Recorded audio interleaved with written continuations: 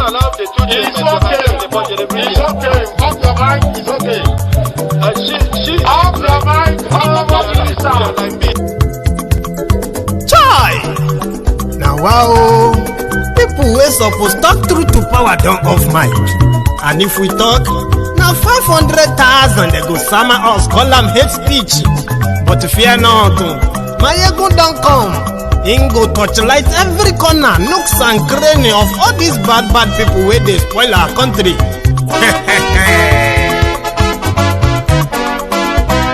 So my people make we laugh, oh yo yo. Maiyegun don't come, oh yo yo. My people make we shout, oh yo yo. Maiyegun don't come, oh yo yo. Maiyegun don't come, man of the masses, oh yo yo. Maiyegun don't come, oh yo yo. Maiyegun diary Politico, oh yo yo. Maiyegun don't come, oh yo yo. This one not the off in mind, oh yo yo. Maiyegun don't come, oh yo yo. And in the touchlight every corner, oh yo yo. Maiyegun don't come, oh yo yo. Okay, some people be they holla say they want the power. Chai, them be promise us say we go get light and power. Them hustle sote they can't get the power. But now they know they do anything with the power. Every day dollar just they get the higher power over naira. Still them talk say make we off mind. But thank God say Maiyegun don't come. So my people make you laugh, oh yo yo. Maiyegun don't come, oh yo yo. My people make we shout, oh yo yo. Maiyegun don't come, oh yo yo. Maiyegun don't come, man of the masses, oh yo yo. Maiyegun don't come, oh yo yo. Maiyegun diary Politico, oh yo yo. Maiyegun don't come, oh yo yo. This one not the off in mind, oh yo yo. Maiyegun don't come, oh yo yo. Person where they do evil, no one make person talk. Them say that Maiyegun, that man too they talk. He too they talk. Say Maiyegun diary, he they hot like pepper. But every day then they take money in bulk. Woman picking they the street they hawk. Still them talk say make we no talk. But thank God say Maiyegun don't come. So my people make you laugh, oh yo yo. Maiyegun don't come, oh yo yo. My people make you shout, oh yo yo.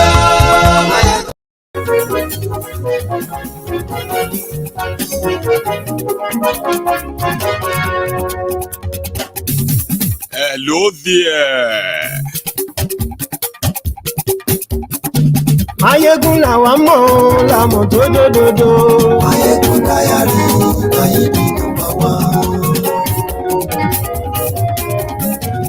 Maiyegun làwa mọ̀ làmọ̀. Good morning to you, good afternoon to you, and good evening to you from wherever you are watching from. This is Maiyegun Live. Lórí Facebook, lórí YouTube. Maiyegun diary, Maiyegun number one. Gbogbo bó ṣe ń lọ ni Maiyegun já wa sí. Maiyegun diary, Maiyegun. I am currently reporting live from the Agbado cruise, by the way, just so you know. Maiyegun number one. Bó bá ṣe rere, àní Maiyegun máa wí. Maiyegun diary, Maiyegun number one. Ó sì tún ṣe. So tonight, I turned on my TikTok. So in case if you kind of, run across Maiyegun's Diary Politico Live on TikTok. Yes, I am now on TikTok. Godfatherism. Thank you so much for joining me from wherever you are watching from. Please read the caption of this broadcast. Read the description as well. Share the broadcast. Don't forget your own offering. Like the broadcast. And tell everybody. Maiyegun today. Yes.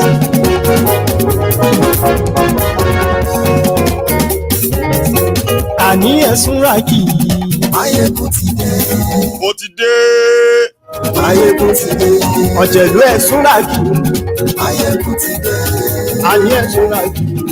Maiyegun ti dé. Lórí Facebook. Maiyegun ti dé. Àní ẹ̀sùn ràkì. Maiyegun ti dé. Lórí YouTube.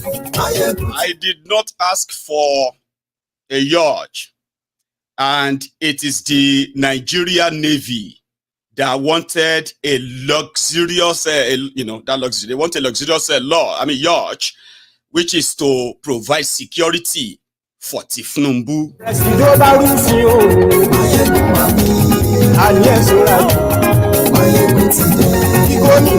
Then they sent somebody to go and defend it. When that didn't fly, they said, well, the House of Representatives has managed to remove it and added it to the student loan. Hooray!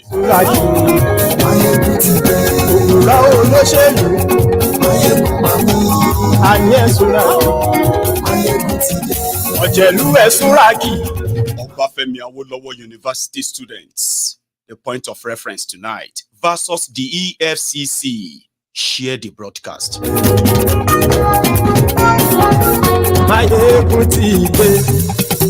Motide.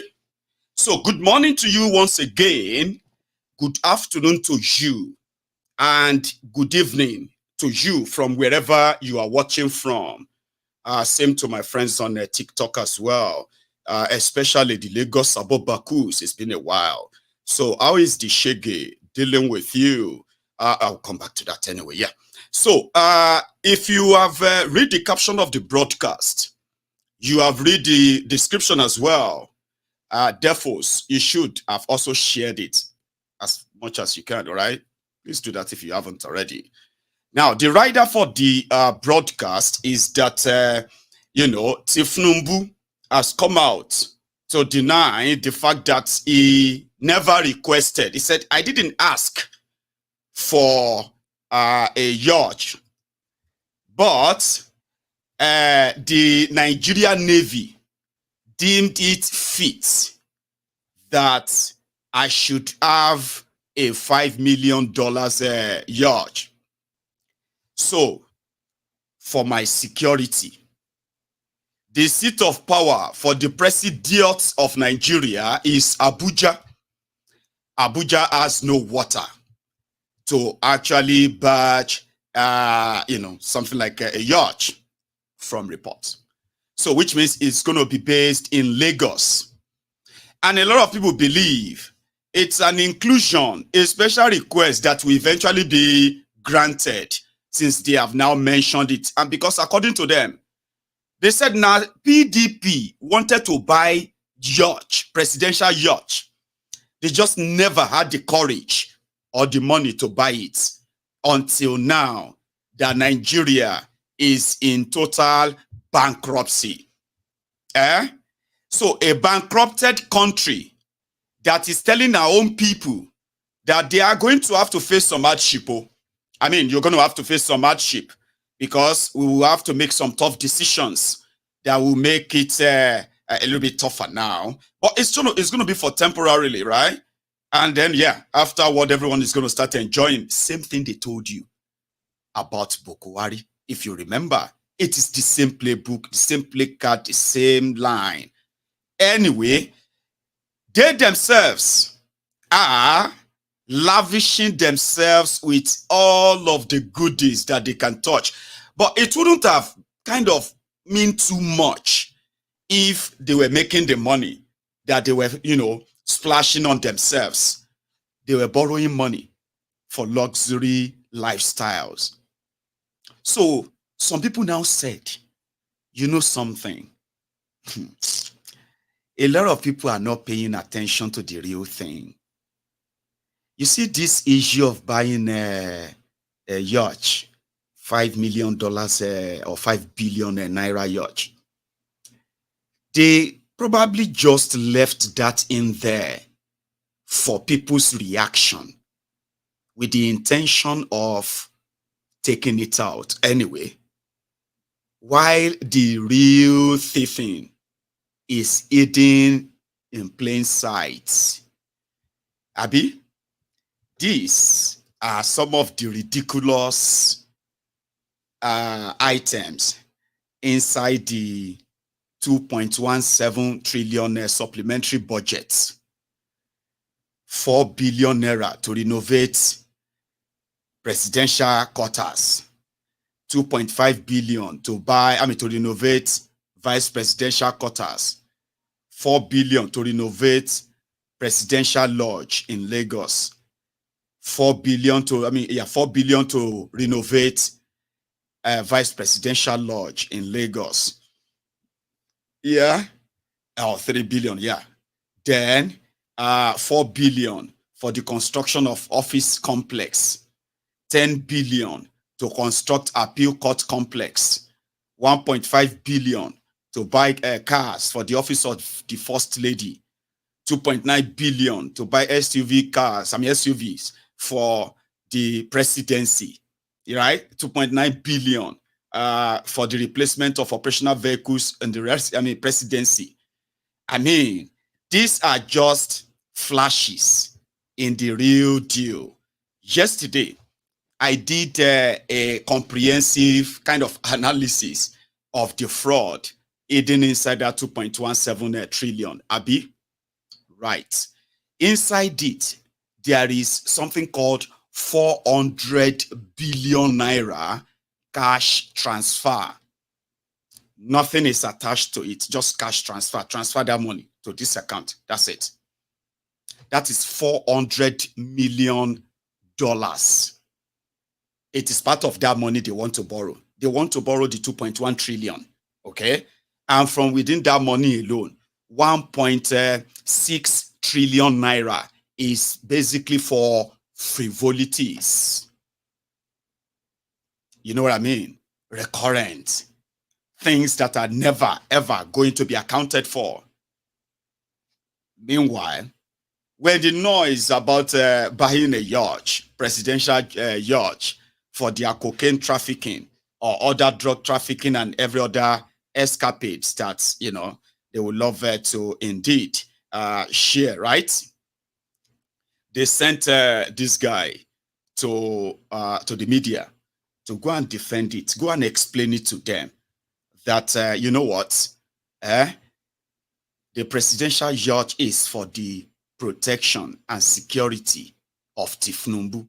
I'll go look for that clip. Well, it is for the public institution to realize that people are more interested in how government works. They are more interested in government expenditure and even revenue and in the conduct and character of public officers.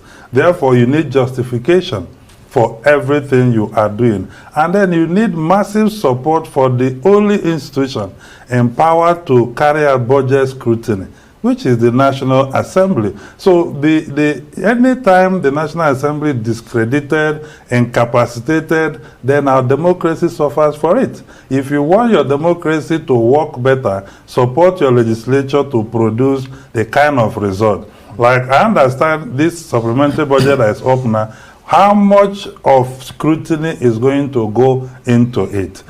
Are we able to question provisions that are made for State House, or anything coming from State House is sacrosanct? These are the questions, because the National Assembly is not free. Anything they do is questioned by Nigerian people. So we have to support them to be able to ask questions and also question the executive and be sensible that when they are being blackmailed, that they need our support as a representative of the people. Without adequate budget scrutiny, so that each budget item is defended in terms of the cost, that the amount that has been put forward, and then the details of it, you know, justifying that we need to spend this, and this is the kind of result we are going to get, like the provisions made for agriculture and food security. What is the target? We have made such provisions in the past. We need the capacity to oversight to know whether that money has produced the kind of economic and food security result that we need. Right. Yeah. When you hear there's provision for a yacht, a 5 billion naira yacht, alongside that, of course, the education loan that's around 5.5 billion naira, and the rehab of schools, 5.1 billion naira. In terms of priority, what should take the day? Well, even in the issue of provision of a yacht for the president, it's not in the State House budget line. I was just discussing it now. It's actually under the Navy. So it's like a security conveyor for the, president. Not But a luxury yacht. Not a luxury yacht. So that needs to, because the budget line is under the Navy, which is under capital budget of Navy for security. So we have to ask ourselves, do we have that yacht before? The one we have, can we rehabilitate it or renew that asset, or do we need to acquire new one? That is where we ask the priority question. And nothing stopped the National Assembly to say, since this is supplementary, and we're just considering the medium-term expenditure framework and fiscal strategy papers, we may need to step this down and capture it in the 2024 budget, and probably push more money into the schools across the country. If you look at FCT provisions, about 100 schools that will be renovated in 100 days, about 10 billion or so. Then security, about they always have those useful idiots to help them do the media, what do you call it? They call it media round, okay? To help put everyone in a confused state, right? But people are not confused anymore, But when they ask him about, a state of priority, and they started changing it, he said it was just one of those, yachts that are not luxury yachts, but just for the Navy. He lied. They called it presidential yacht. Do you understand? And they were very specific. 5 billion naira. Okay? Meanwhile, education student loan, which the last time, from day one when I said this was never part of their plan, it was one of those, just tell them something, kind of. And then they came back and they said, oh yeah, student loan, they are going to give 1% from the crude oil sale. Money they will make from crude oil. They will be taking 1% of it and put it in education bank. I think that would be the name, education bank. So as students, you can just go there and take student loans and all of that stuff. Sure, you get. But there is no crude oil sale. As it is, right? The criminals who ensured that Nigeria could not really account for the oil production and oil sale for the past 8 years under these criminals. The criminals who made that happen, they are still in charge. Tinubu is still housing them, by the way. So which simply means that there is no money. One of the reasons why Nigeria Naira has not been able to defend itself, especially in the last 6 months. Why? Nigeria don't produce anything per se. You know what I mean? They import everything, which means they have to exchange their Naira to the foreign exchange of other countries, right? In order to bring whatever they want to bring into Nigeria. So that puts pressure on your Naira. But when things were not bad and worse as they are now, and Nigeria was receiving the steady supply of dollars. So that was when people needed dollars, they could easily get it. So Naira was just doing the, ladybird between the Naira, between this inflation that finally about to strangulate it. So there is no money coming from the crude oil sales anymore. So there's no 1% going into education. So as an afterthought, at the bottom of their supplementary budget, 5 billion naira student loan, 5 billion naira. For how many people? Because it's an afterthought. It's been the scam all along. But in case all of now one kind of be too smart, they will say it is just supplementary. Another budget is coming for education. And now education, in fact, is where I'm going to go next after this. So when the whole stunt was performed, right, Senate passed it.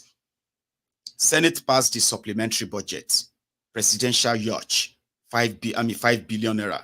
Student loan, 5.5 billion naira.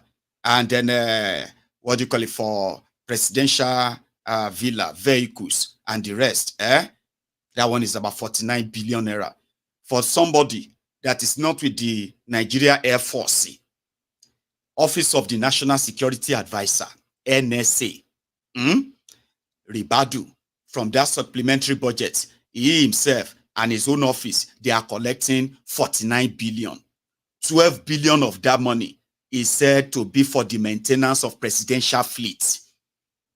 Presidential fleet is the 14 aircrafts. All those 14 aircrafts that is available to Tinubu, his family, his vice, the Senate president, the speaker, and then the rest of their whatever as they wish. Under Bokwari, Bokwari was maintaining the Nigeria national fleet. I say national fleet, presidential fleet with over 6 billion naira, okay, a year. Under Tinubu, in space of just 2 months to finish, Ribadu alone is collecting 12 billion naira inside that supplementary budget. 12 billion naira for the presidential fleet. When you now go up again and you go under the Nigeria Air Force, you will see there maintenance of the aircraft within the, all the aircraft, under the control of a Nigeria Air Force, they will need another 19 billion naira. Now, look at this scam there, okay? Ribadu, National Security Advisor. It has nothing to do with the presidential fleet, but it's getting 12 billion for presidential fleet.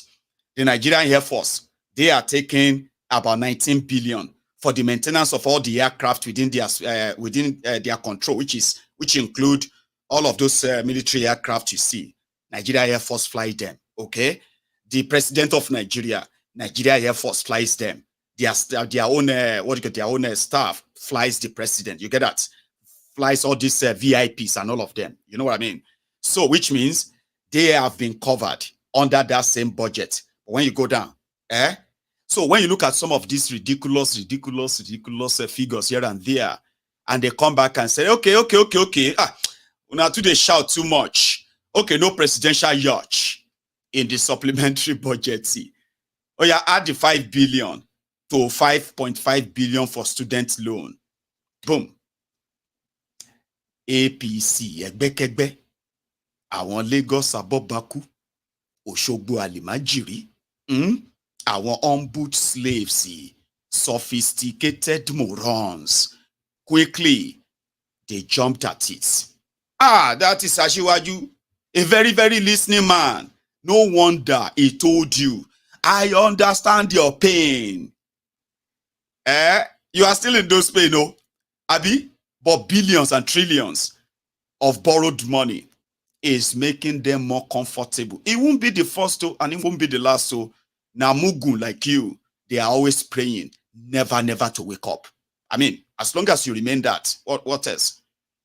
I remember telling people that, you see this abracadabra around this naira dollar, exchange rates. I have broken that down. I have broken that down severally on MaiyegunsDiary Politico. APC, Egbekegbe, they know their audience. In 2015, when they handed over to these criminals, naira to dollar was 145 naira to a dollar, okay, officially.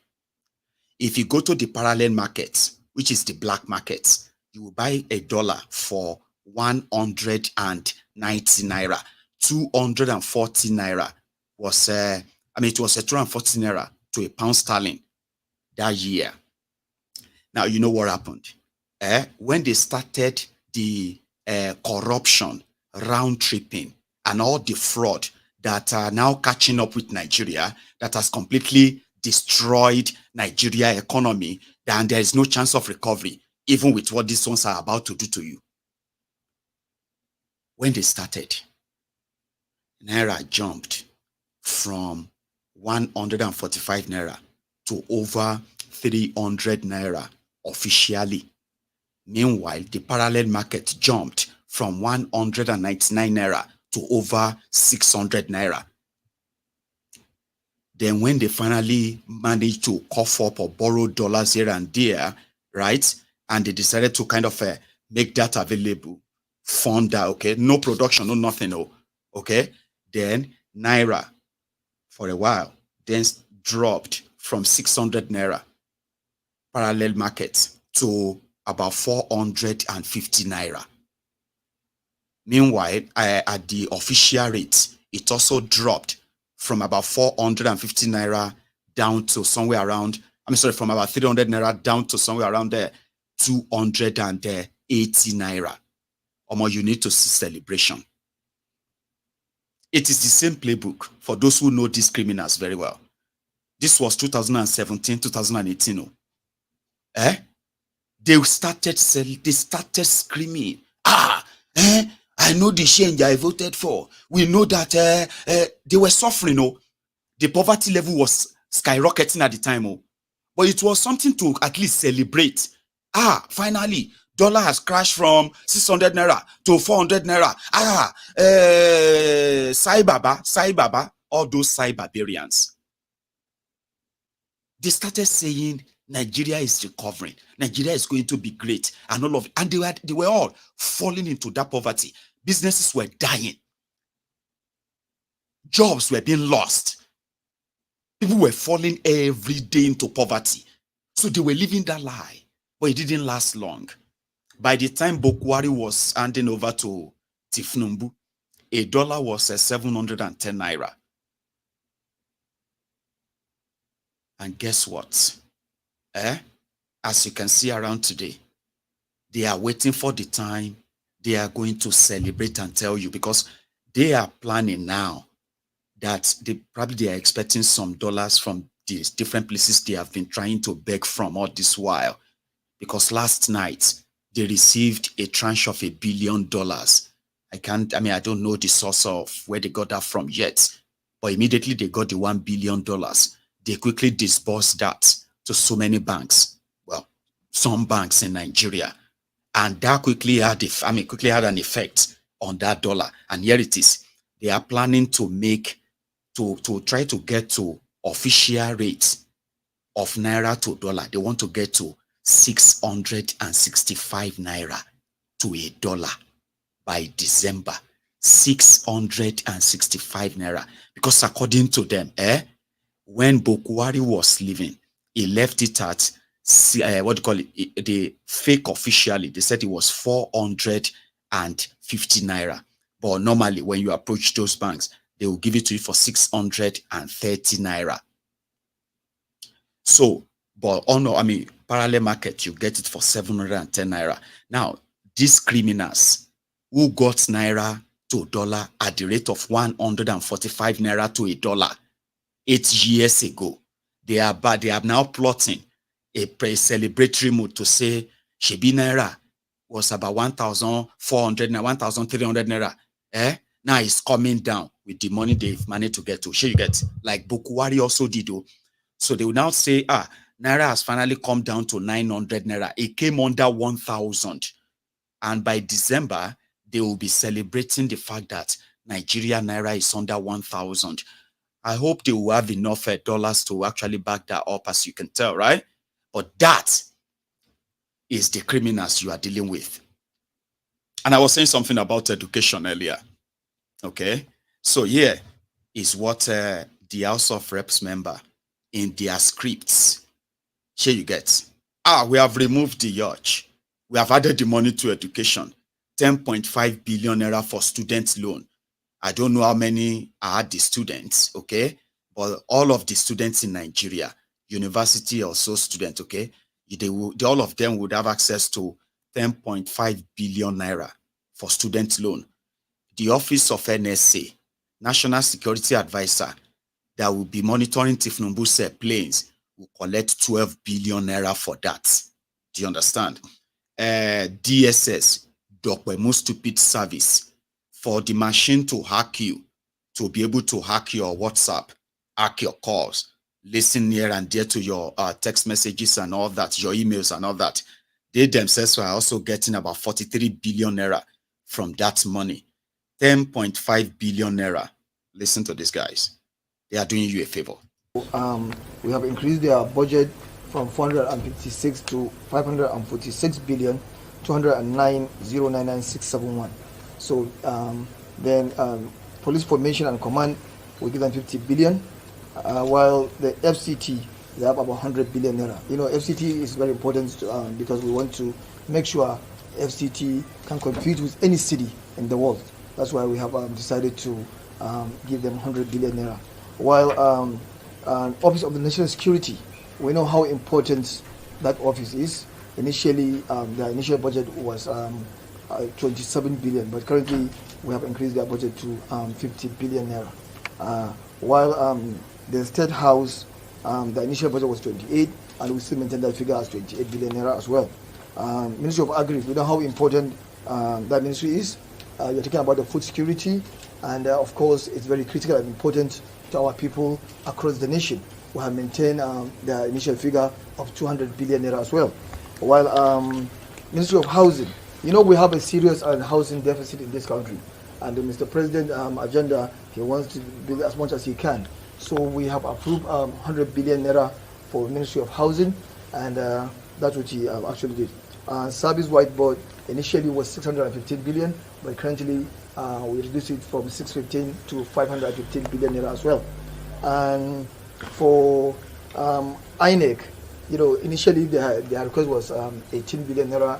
Yesterday we had an engagement with the INEC chairman, as you all aware, and he has convinced us about his submissions. We have maintained the 18 billion naira as well. So far we have approved the sum of 2,176,791,286,033 naira only. So this is what we did today, and we'll continue to do as much as we can to support our Nigeria, to support the government, so that our people can see the importance for this democracy as well.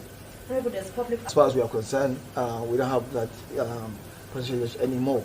We have increased the student loan. If you can recall, student loan was 5 billion naira in the budget, but now we have increased it from 5 to 10 billion, so that our students can be able to access that facility in order for them to go to school and to be affordable for them. This is what we do actually. So no more what?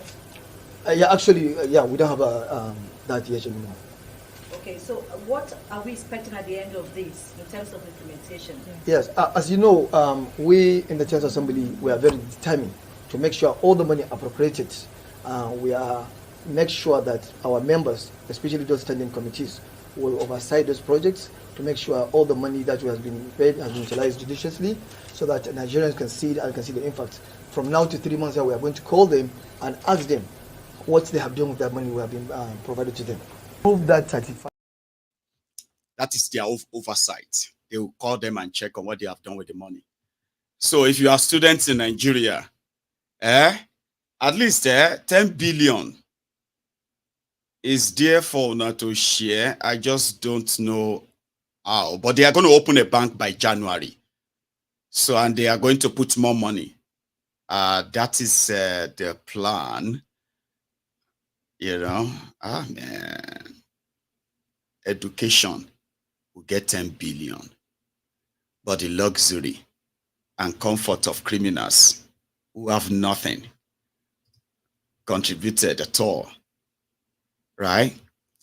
They will have for themselves 1.6 trillion naira in total. Well, talking about education, you know, there is this prayer I am going to remind you or ask you to kind of remind us of, which is very, very popular, and that is may Nigeria not happen to you.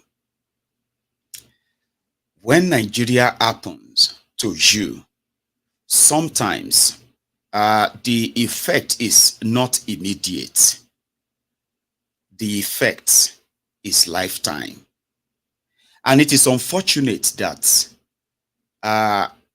if you are a Nigerian, you will know that we are mostly exposed to this brutality, or should I say this brutal reality at a very young age.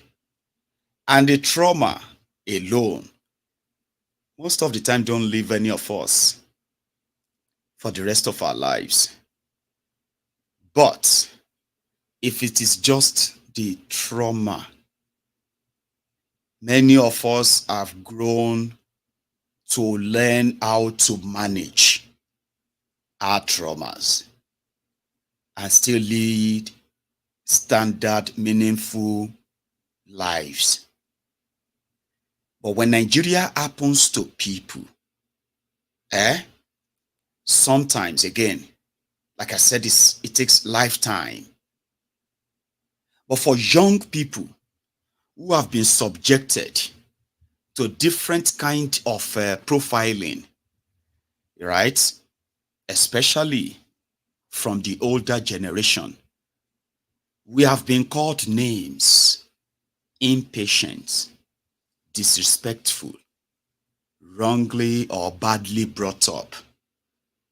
All because we want to survive in the world created by those narcissistic sociopaths that we call leaders and elders, dealers, you know. Now, why am I saying this to you? There is this trend in Nigeria, and I want to remind you of something. When Obasanjo came and he started the EFCC, the primary purpose of setting up the EFCC is to help curb or even stop official corruption. I am talking about those who are like the bandits that are desecrating, plundering our common patrimony officially, and then leading us to a perilous trajectory, a place, a very dark place that few have managed to survive after all of that kind of experience, so to say, from the young age. Now, you have this stereotyping madness in Nigeria. Nigerians, like maybe other Africans too, we are one of those who easily scream racism, discrimination. You know, when you are discriminated against because of where you come from, where you come from, what you do, how you talk, how you look, you know what I mean? You get discriminated against or even bullied just because you are young, enterprising, adventurous, so to say, and you are existing in a country where stereotyping and profiling people, again, like I said, as black, as a Nigerian, we are easily triggered when we hear the word racism. Oh, racism. Oh, a black man can't be racist. No, it's not possible. Oh, what about tribalism? Okay, maybe. And what is the difference between them? What about ageism? And then profiling young people in a way that it has now become more like an acceptable way of investigating what they call crime. Now, look at this. We have seen where blacks have been stereotyped and profiled as, you know, aggressive, violent, criminal. I mean, I'm black and I've not really experienced that in a very close court, right? But I have had to see people, and I've heard stories and I've seen stories of people who have actually experienced them at a very close, you know what I mean? And it's not a good experience. But me as a black man, that I haven't really suffered racism, right? I have suffered tribalism and I have suffered ethnicism. I've suffered things from people that we look alike, and talking about profiling.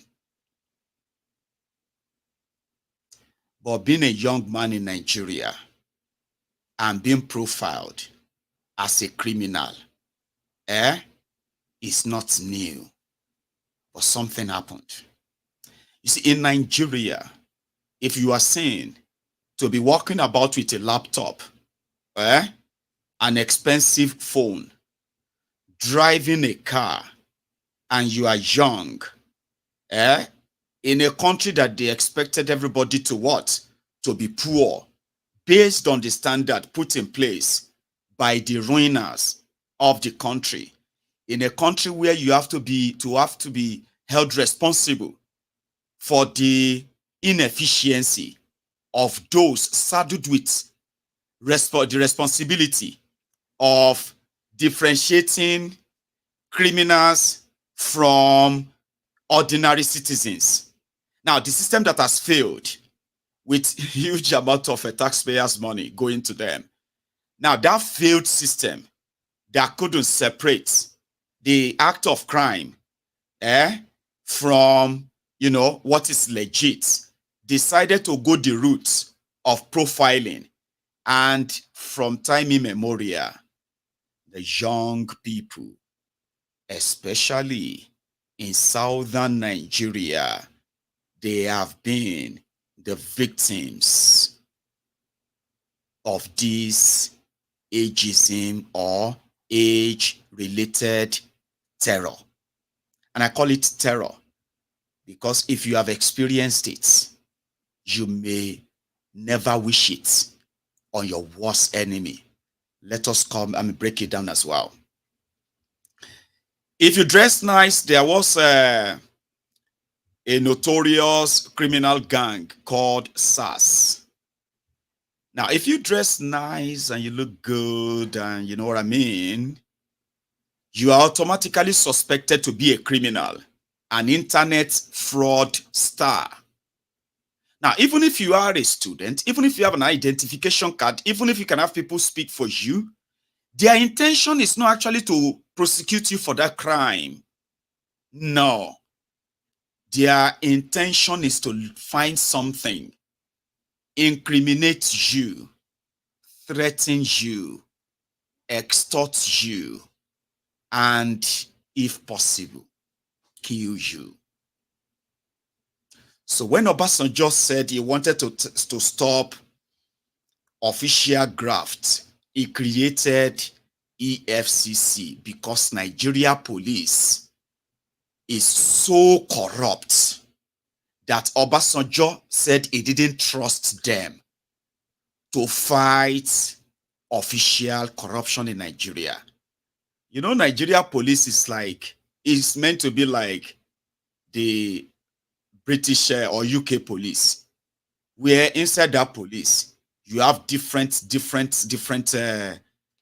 division.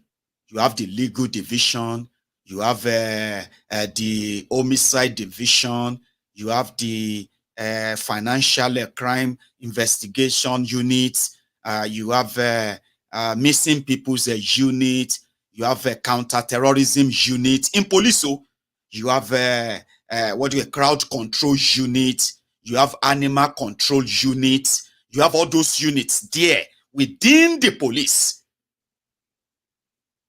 But the unit you have in Nigeria is the extortive unit, which is just to extort people, mostly the innocent, and protect the criminals. Crimes of all of these political office holders, public officials, their crimes are perpetuated at the very presence of the Nigeria police. So which means the Nigeria police, they provide security for the criminals they should be arresting. So they then unleash the remaining crime on the people. So Obasanjo said he set up the EFCC specifically to stop the official corruption. But Obasanjo now turned them to his own attack dogs. He was going after corrupt people. Everyone Obasanjo went after with the EFCC were corrupt. And the Ribadu, that was the attack dog for Obasanjo at the time, is now working for the drug lord that he once investigated and said his crime life, Tinubu's crime life, is so legendary that every time you try to, when you get something here, it always leads to another one. When you find this crime here, it leads to another one. This same Ribadu is his national security advisor today. The irony.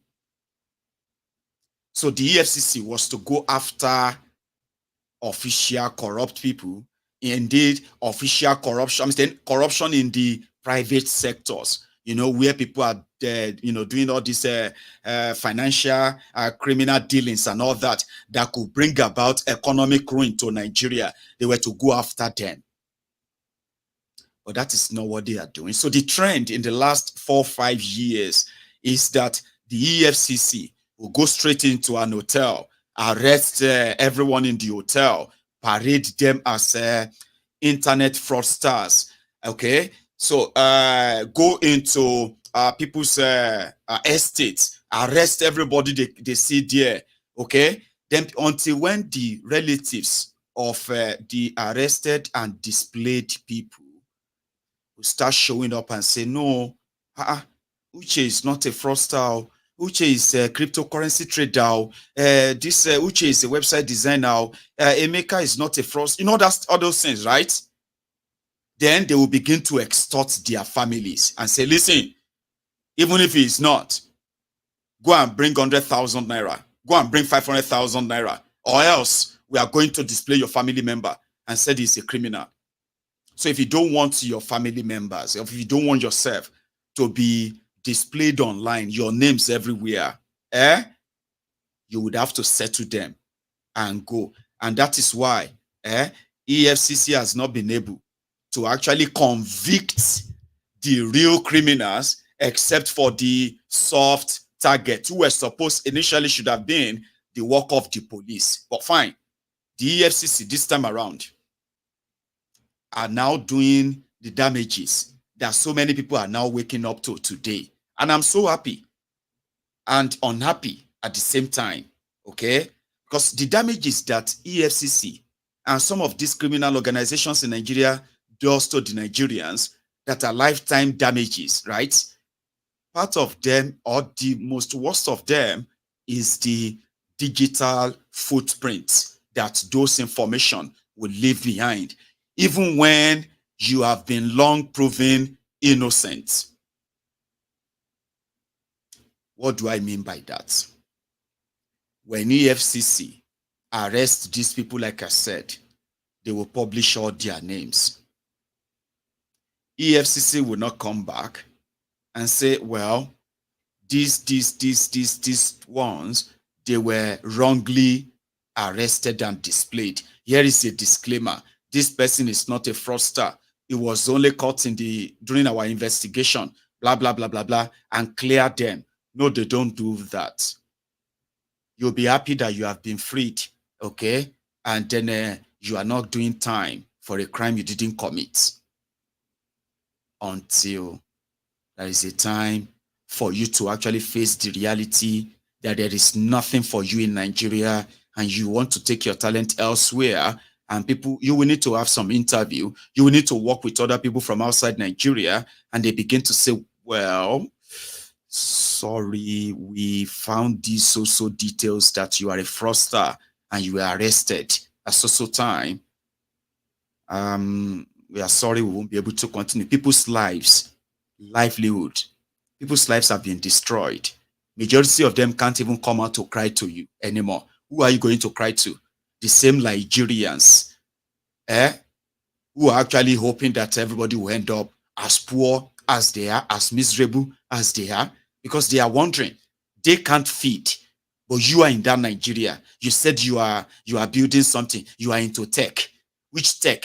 All of us know, say all the tech people. You will see idiot that will tell you, and they say it to your face today. That is what I mean by the stereotyping, okay? Which has now led to the profiling of the young people. You will see mad people that will tell you to your face, my brother, leave that thing. All these tech boys. Who no say all this tech thing are yahoo. If you are watching me right now and you are into any tech project, what have you, right? Tell me you have never been told or you've never heard it from ignoramuses in Nigeria, miserable looking morons, right? Who are also pretty much like ignorant, ignorance with entitlement. You know what I mean? who will tell you about live story. Everybody they do tech. Who no say all you tech people now Yahoo you they do. How many of them? All of them now they say they do crypto. We don't say now Yahoo you they do. Now Yahoo. DPO of a police station will say to your face, my friend, stop that nonsense. We know all these things is scam. We know everything is fraud. He didn't know anything, no. Police DPO, divisional police officer, will say to your face, they don't give a damn about what you do. You are holding a laptop, and you're kind of looking good. This is for people who are living in the real world. You will think they will not see those who are actually living on their own, who are living in their own hostel, on their own campus, in a university. University student is allowed to have a laptop. You are in college, you are in university. So laptop is a luxury. Driving a 2003 car, 2004 car, 20-year-old car, 19-year-old car is a luxury. What does that tell you? It tells you that they have already made an arrangement to ensure that you will end up poor. You cannot dream big. Now, you may not think that, okay, but there are Yahoo students in schools now.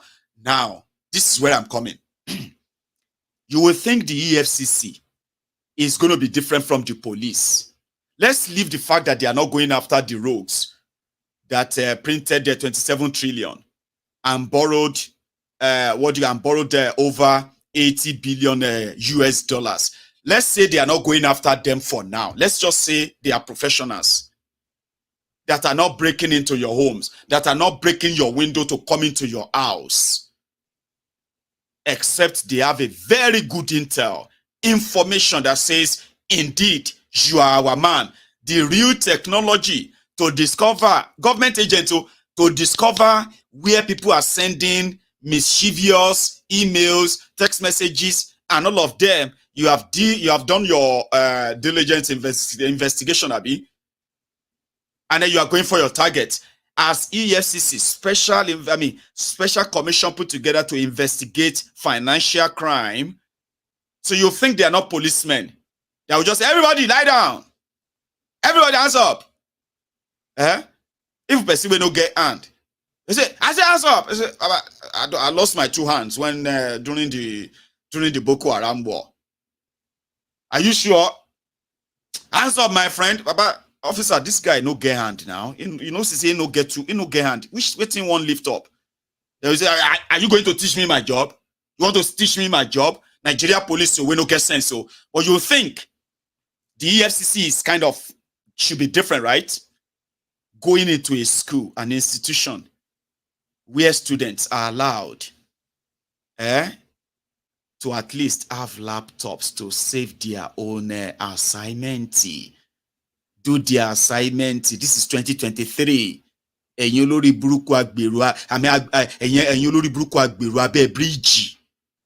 This is 2023. They cannot be lying to you that they want to give you a digital economy. They are building blue economy, digital economy, all those nonsense they are saying.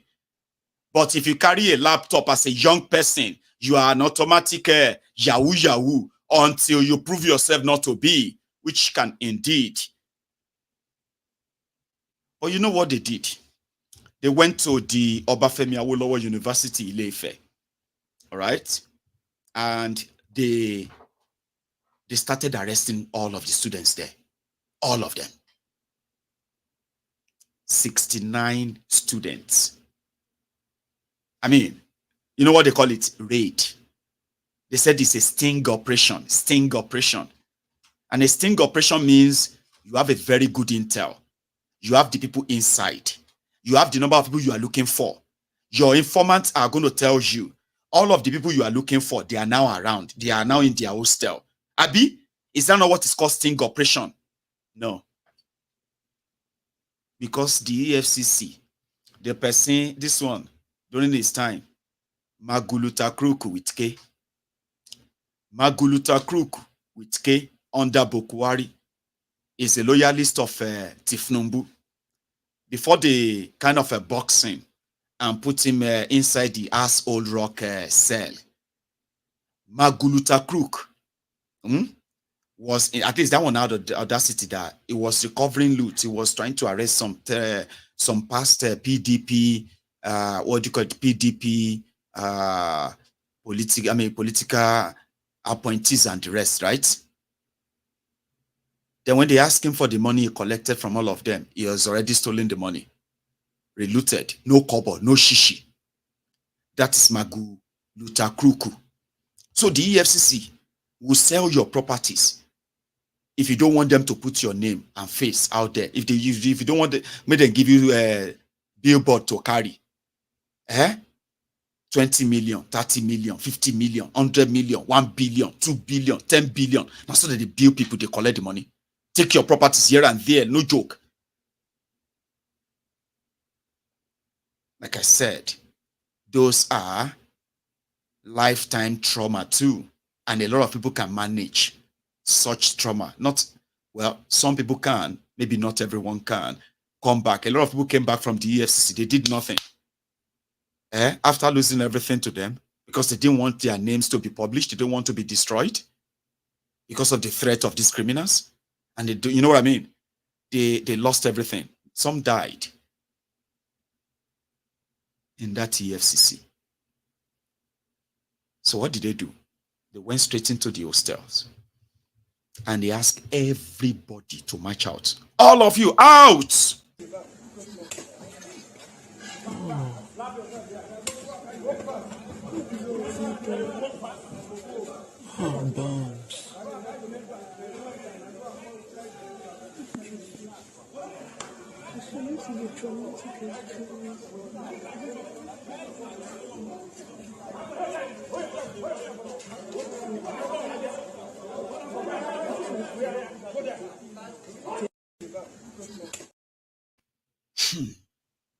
Everybody out.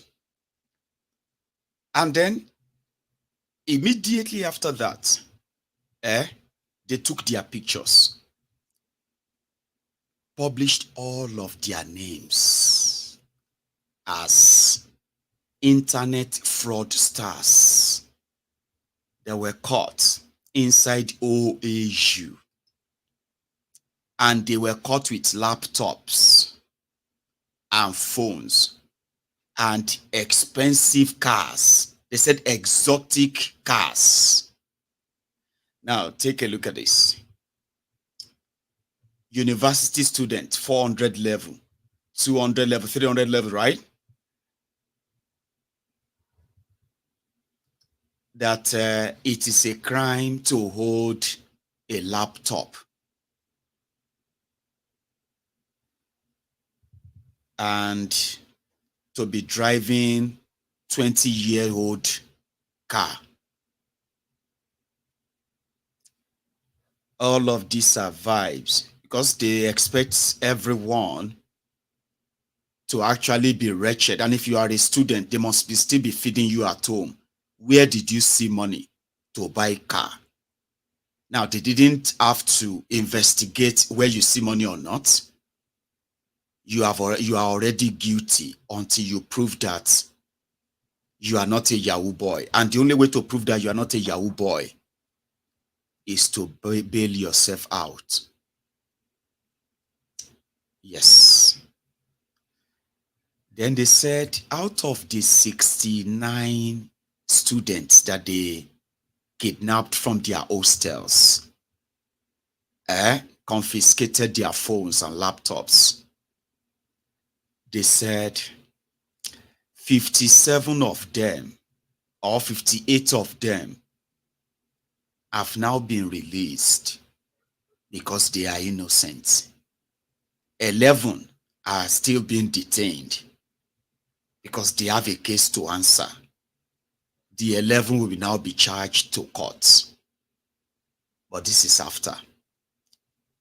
This is after they have published the name of the 69 students, their full government names, as internet fraudsters. Their pictures splashed. right? Among those they kidnapped are award-winning students who have built technological, equipment as projects that has won them awards in and outside Nigeria. Honestly speaking, Obafemi Awolowo University, people were mad, like as if to say it is the first time the EFCC has been systematically destroying the lives of young people in southern part of Nigeria. People were even bragging they will never dare and try this in any part of northern Nigeria, and there will be no EFCC office for a very long time in northern Nigeria if they try this in northern Nigeria. They won't even mute the idea, but it has become the trend in southern Nigeria, especially in the last 5 years. These lads are going to graduate. They are going to pursue their careers for where it's going to take them all over the world. And they are going to constantly face this lifetime, lifetime digital footprint that they would have to continue to explain to everybody they come across, every institution they come across, every group or individual they come across for help or for anything. They will continue to explain to them that they were wrongly arrested, their names were wrongly published, because there are living victims today who are saying what just happened. A lot of Nigerians are not even paying attention, because to them, the stereotyping, the profiling is general. So nobody wants to challenge it. They have no idea what this damages is. They have no clue what this is going to cost those who come across these criminal institutions in Nigeria, who will just not only inflict physical trauma on you, they are going to leave you with psychological lifetime trauma that will continue to remind you of that day. And see, these were supposed to be the leaders of tomorrow. Sure, you understand? Finally, those 58, some of them had this to say when they were released. Name, please. Yeah, I'm Obina by name. Department. Yeah, I'm from law. Part. No, law. I just finished from law. My order. Okay. Chairman. David. Department. Biochemistry. Part. Part 4. Name and department, please. Ade. Alimi Ajibola. Department. Medicine. Medical and surgery. Part 2. Okay. How was the experience for you inside? Did they beat you? Did they torture you? The psychological experience was damning. I'm so sorry about what you had to go through. How many students can you say were carried? About 69 of you were carried. I'm so sorry about what you had to go through. Kingsley. Yes, I'm Emeka. Okay, department. I'm a graduate of law. I'm a graduate from law faculty. I'm staying in Financial State. Name and department, please. My name is Abide Elvis. I'm a medical student. What part? Part 4. Alright. Name, please. Nigeria is so corrupt, which I regret the day I was born in this country. It's unfair. This is unfair now. This is Meanwhile, there is this guy called Yusuf Tijani. I think that is his name. He's their minister for communication, technologicals, whatever, and digital economy. Part of the new ministry created by Kolu Tinubu. The guy has been dressing smart. You know, he came from all these tech bros. Those ones who are building new tech solutions and all that. So it came from there. So it's to help Tinubu to build a tech economy where the police are also existing. Tech economy that young people with innovation, the world need, the ideas of new blah blah nonsense, that stuff. It's been everywhere. In that same country, Tijani couldn't probably tell himself the truth that the resources he wants to sell, or the resources he's selling, which is the Nigerian youth, the young people, they are the most endangered species in Nigeria today. They've always been anyway. But it's nothing to do with you. They don't give a damn about you. You are just statistics. You are just number, that is replaceable to them.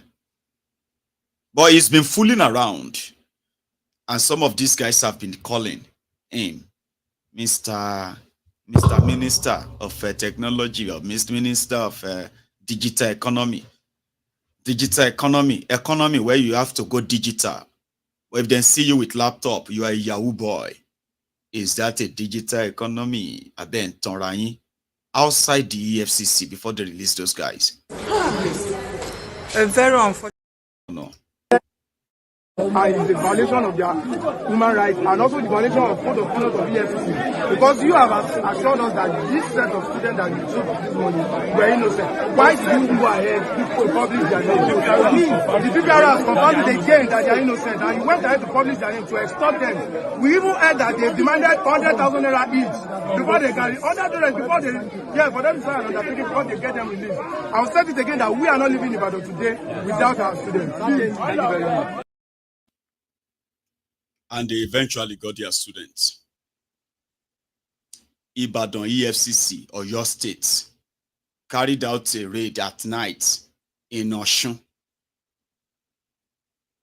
Tell me more about a dysfunctional place, by the way, if Nigeria is not going to be part of the definition. Now, take a listen to the guy man that is parading himself as the Minister of Digital Economy. Listen to me. Every word that is going to come out of his mouth is a lie. I love to warn people ahead. No matter how kind of fancy whatever he says sound to you. Okay? I just want you watching me right now, a young man watching me right now. Look at me very well, right? Yeah, straight. Good. Every word that's going to come out of this guy's mouth is a lie.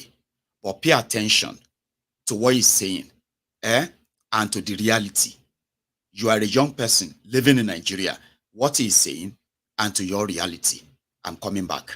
It was also in the UK. It's still in the UK, by the way. It was here yesterday, selling the same lies, Bobo, when the resources, the young people that are going to be his main assets in whatever he wanted to sell are completely endangered in Nigeria, and they don't have any solution to get you out of it.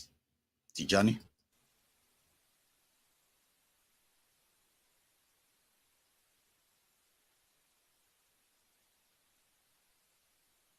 The kind and good people of press, good afternoon.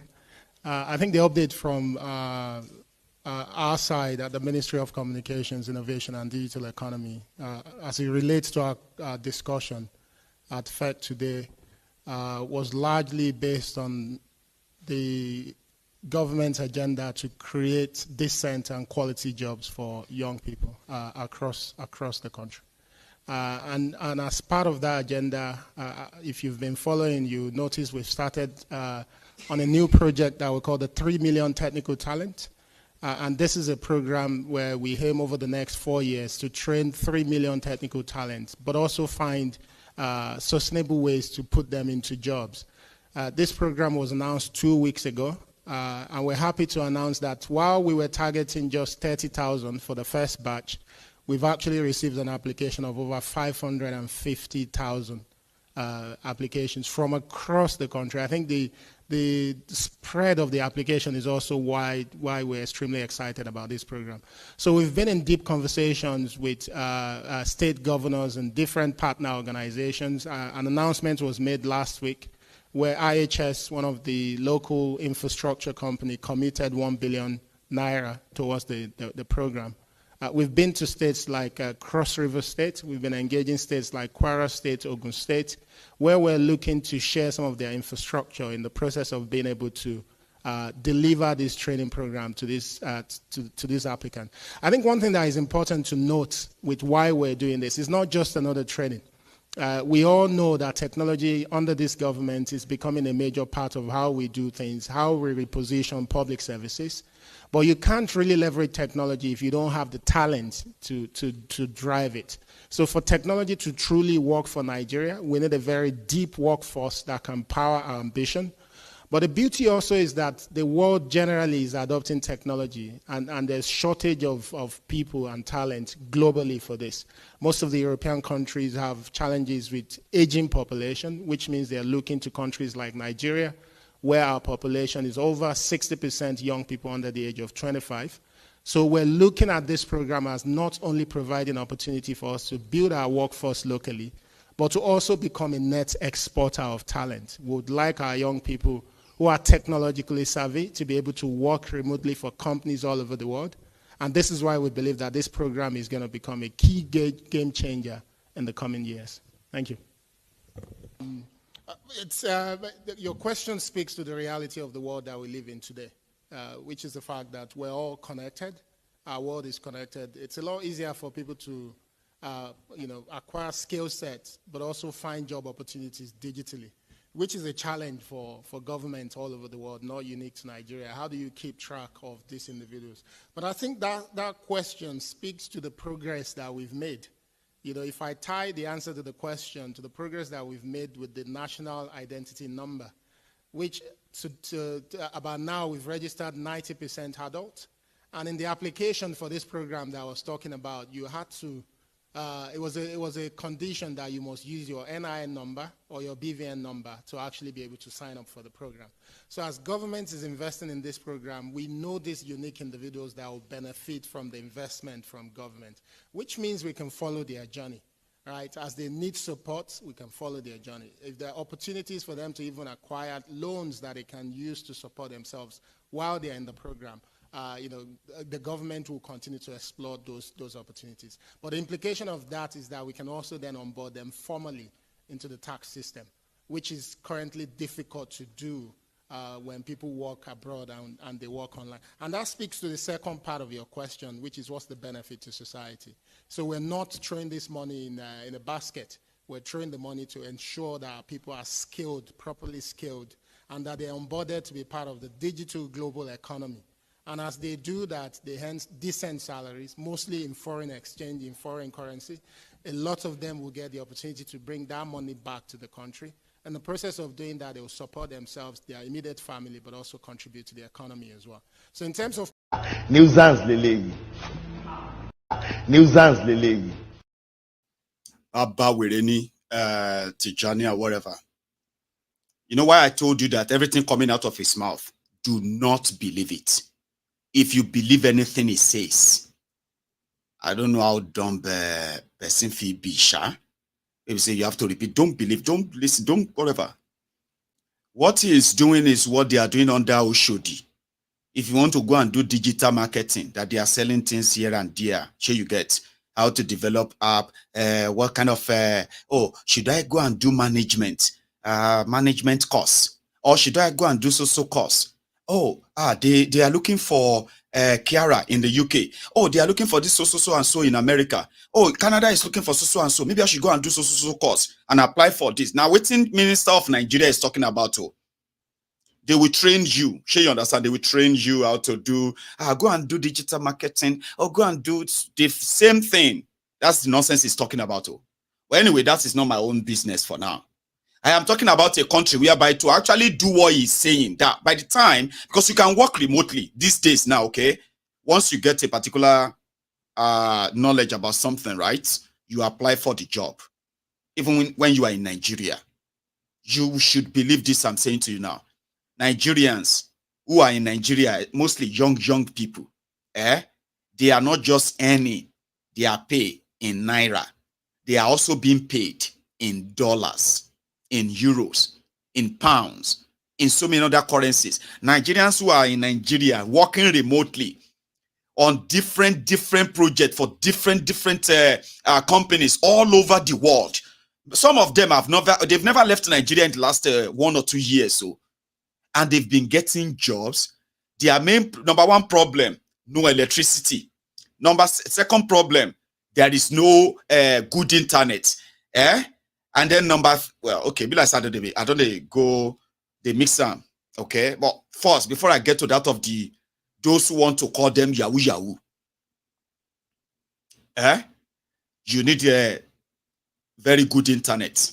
You need stable electricity.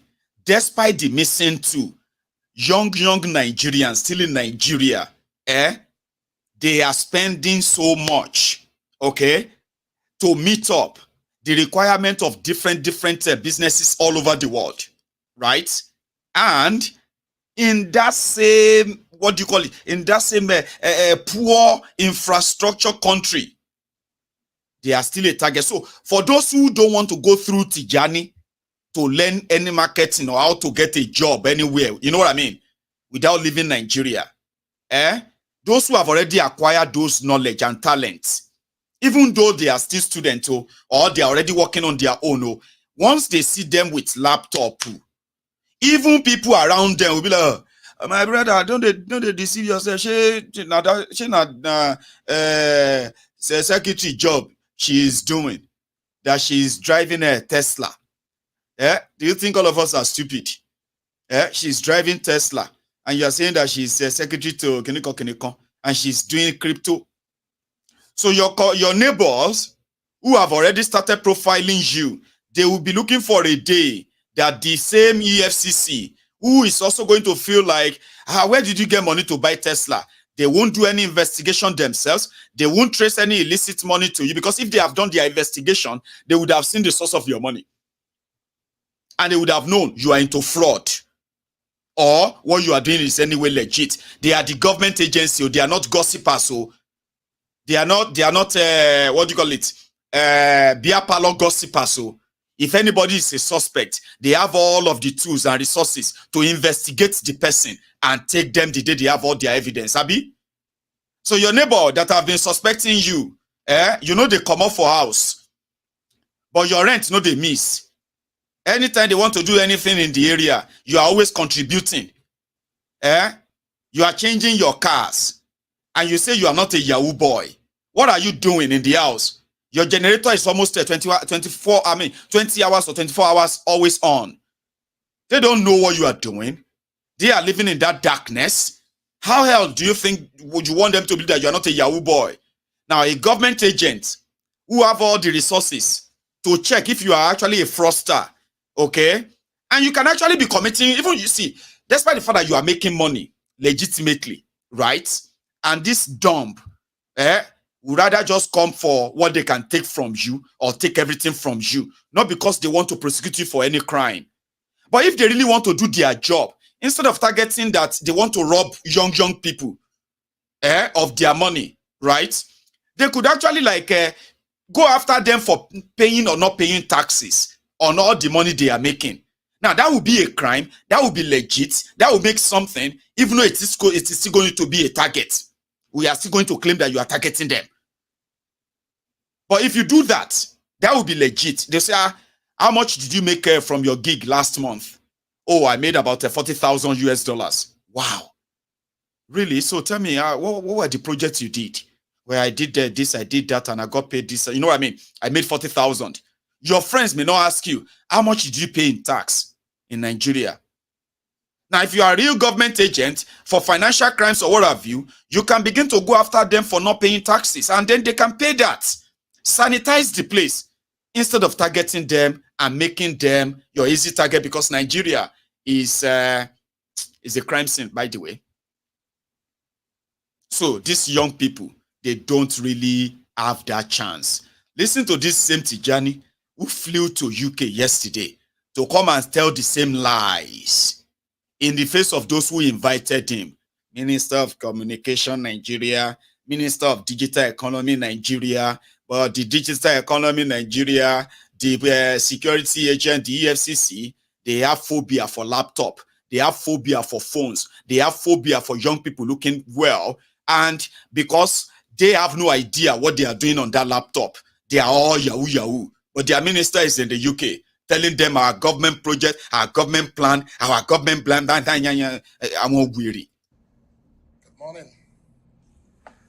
I'm deeply honored to address this prestigious gathering.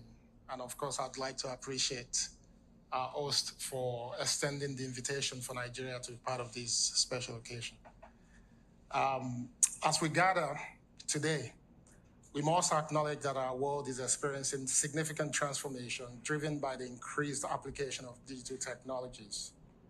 These new technologies have ensured that access to information is increasingly ubiquitous while creating an extensive and interconnected web of networks. By democratizing access to knowledge, we now have a golden opportunity to share information, experiences, and also competencies in a revolutionary manner that allows us to empower communities and nations that are traditionally unserved or underserved. In this digital age, technological capability is not limited by geographical or socioeconomic classification. In fact, technological advancements now travel rapidly at the speed of light within networks, in turn, creating platform for smart application of technologies that transcend borders, making it a powerful force for global economic development. As we enter into a new age of greater possibilities with artificial intelligence, we have now been empowered to aggregate, process, contextualize knowledge that enables us to tackle complex societal and business challenges with very unique insights and intelligence that have previously been unavailable to us. AI, at its very core, offers our generation a historical opportunity to create ubiquitous access to insight and intelligence for global development. However, we must remain conscious of the need to ensure the safe, ethical, and inclusive development of this phenomenon. We must take necessary steps to prevent the disenfranchisement of people due to unpleasant experiences and abuse and also misuse. This risk can further exacerbate existing socioeconomic inequalities that limit the significant impact that AI brings to our world. We must therefore ensure that the benefits of AI are accessible to all without discrimination or exclusion. By doing this, we will create a world that presents opportunity as a collective birthright and not as a privilege for a selective few. As we do this, we will leverage the true transformative power of artificial intelligence for the common good of humanity.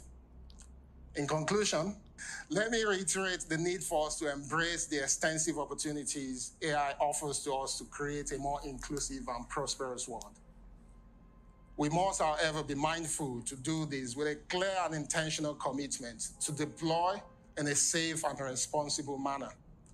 Working together as a global community, we will shape a future where AI becomes the tool for economic empowerment, improved quality of life, and global unity. We will work with you to build a Nigeria that is not corrupt. I bring you a message of hope.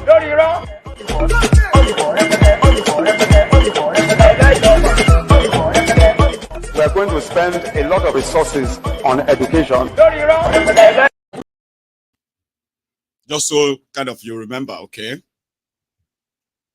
Bosun Tijani, I said Tijani Yusuf. I don't even know why I had to use it both. Like instead of Bosun, I used to call him Bosun. How's Bosun fooling himself about? Filling up the quota system ministerial appointment. Because they said they wanted to do something called blue economy, digital economy, and whatever other nonsense that they kind of catch during their campaigns. So that's Bosun fooling himself about. How many of you remember it's a pandemic? You remember? No? Isa Patantami. Isa Pandemic. Isa Pandemic was Nigeria's Minister of Communication too. He was the one listening to our calls, our text messages, our WhatsApp, our, social media interactions and all of that. A terrorist apologist.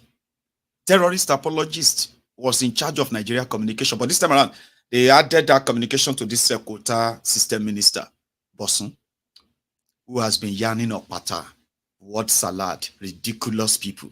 He knows what he's doing. Because in Nigeria, ladies and gentlemen, there is no plan to build any or increase any technological whatever. I am more worried for those who are going to get caught up with your talents, with the kind of resources that is so embedded in you.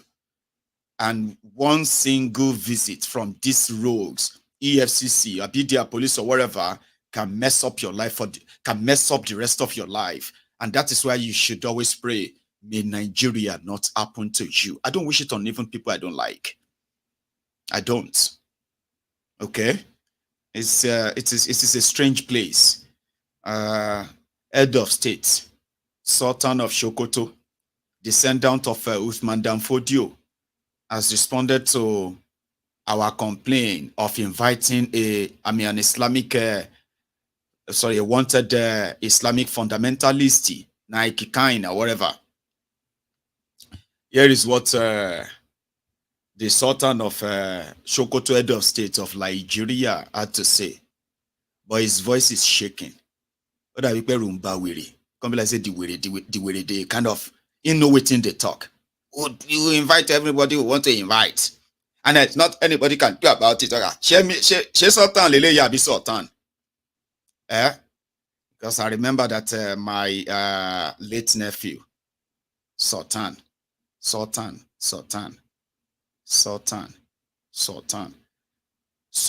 Sokoto, Sultan of Sokoto.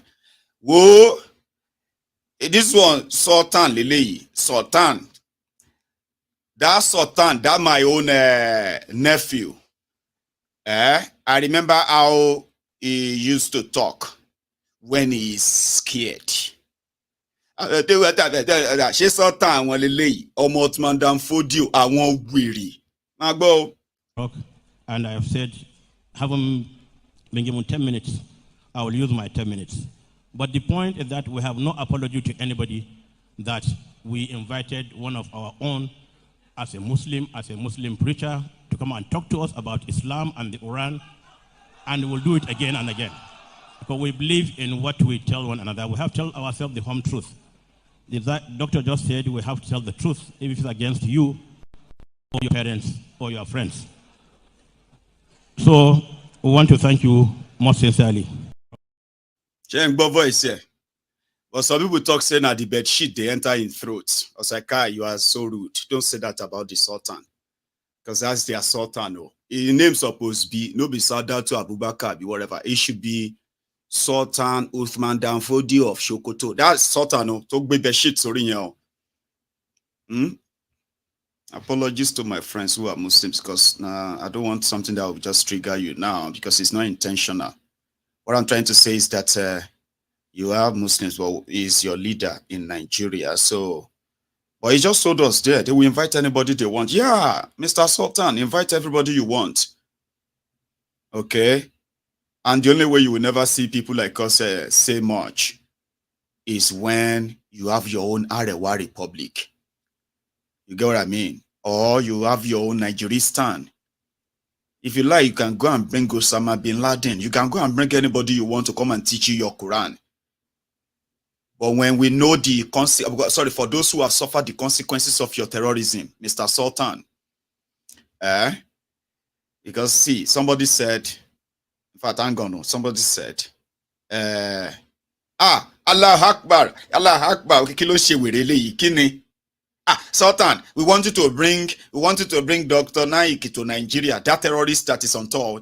We wanted to bring him to Nigeria every 2 months so that people can be crying. We can be seeing more tears. Look at these unfortunate people. Because you no get sense. Take a look at what terrorism has done to Nigeria. Look at the region that has suffered, that has been crying blood, that has lost so much to Islamic terrorism in Nigeria. Northern Nigeria. Look at the region where innocent people have been killed and slaughtered in the name of Saudi Allah. These terrorists too. And the effect of those who have now kind of established the Ministry of Terrorism, whereby terrorism has become a business. Look at those who are in captivity of terrorists today. Which region? You want people to cry. It is the effect of people like that who come around to brainwash many of you. At least they are shipping many of you. Sharia not. I'm glad that the people of the North Central kind of, the Middle Beltons, they're not a waste time.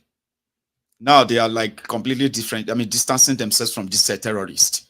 So Sultan can have the 11 states, Sokoto, Borno, where again, Yobe, where is that? All those places share for 11 states that share border with Niger. To go and do your Nigerian stand there. If you like, you can bring Osama. You can bring anything you want. You can bring anybody who won't come read anything to your kids. But as long as they enjoy, what do you call it? You are still enjoying the freebies that you are getting from Nigeria. Once you bring any terrorist, every of your action will be treated with suspicion. Do you understand that? It's not tears, because it's actually your blood, the free flow of blood from that part of Nigeria that has now enveloped the rest of Nigeria today. Terrorism. When I was growing up, I don't know if I was able to, if I could even be able to pronounce terrorism. Terrorist. I don't know if it was a strange word. I mean, sorry, strange word rather. But today, terrorism is like normal. You call it jihad, and you lori bruku closer to terrorist. You call other people infidel. And somebody who came around to call your people infidel. Since you are already calling other Nigerians infidel, so why won't your Sultan tell us that there's nothing you can do with his shaky voice? Like somebody will be say he's so scared to even say it. They call him head of state, head of terrorist gang, the Sultan of Sokoto. Because while you are busy glamorizing, glorifying terrorism through religion, grandstanding, saying that people were converting to Islam. Here is another thing. I'll tell you this one. Say northern Nigeria is part of Nigeria, Abi. In Nigeria, the law says you can be anything you want. True story. That's what their law says, but that is not true. However, you can be a Christian. You can be a Muslim. In southern Nigeria, you can be a Christian and convert to Muslim. And immediately they will start calling you Ajia or Alaji or Afa. Or you pick a name. You can be a Muslim and then convert to Christian and they'll start calling you Pastor. Pastor Abdullah, Pastor Hakim, Jesu Bogo. Most of us in Yoruba land, we do that anyway, And there will be nothing. Some people will be like, thank Jesus, thank you, Lord. I got saved. Himself, Pastor Jesu Bogo will come and tell you that God saved me. I met the Lord. I have been to Mecca. And they will be talking after the Muslim, Islam is not the way. It's not, you know what I mean? And there will be no wahala. Baba. If you go to northern Nigeria,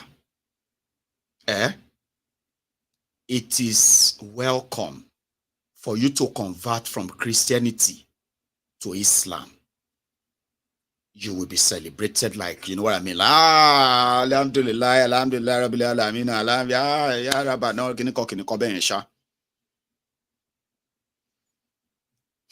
my dear brothers and sisters, you can never change from Muslim to Christian in northern Nigeria. you are dead. And I'm not making this up. Inside Nigeria, maybe some of you don't know, you are dead.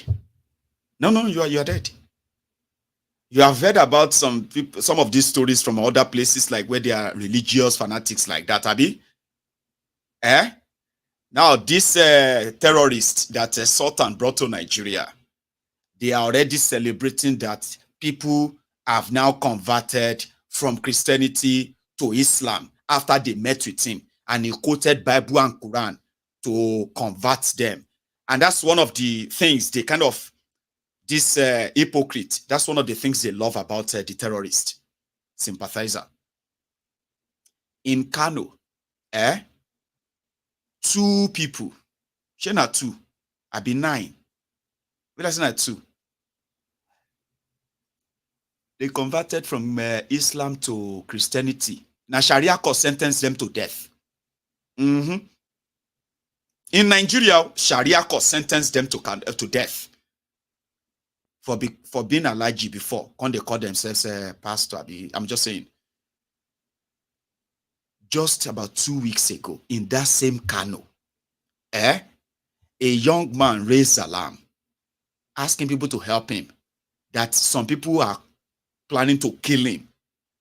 When the guy shared the post, all of the comments under that guy's post, 99% of them were typed in Hausa for Fude, not in English. And guess what?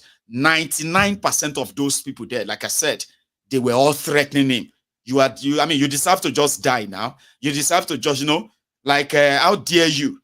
How dare you say you want to be a Christian? In Nigeria, I'm not making it up.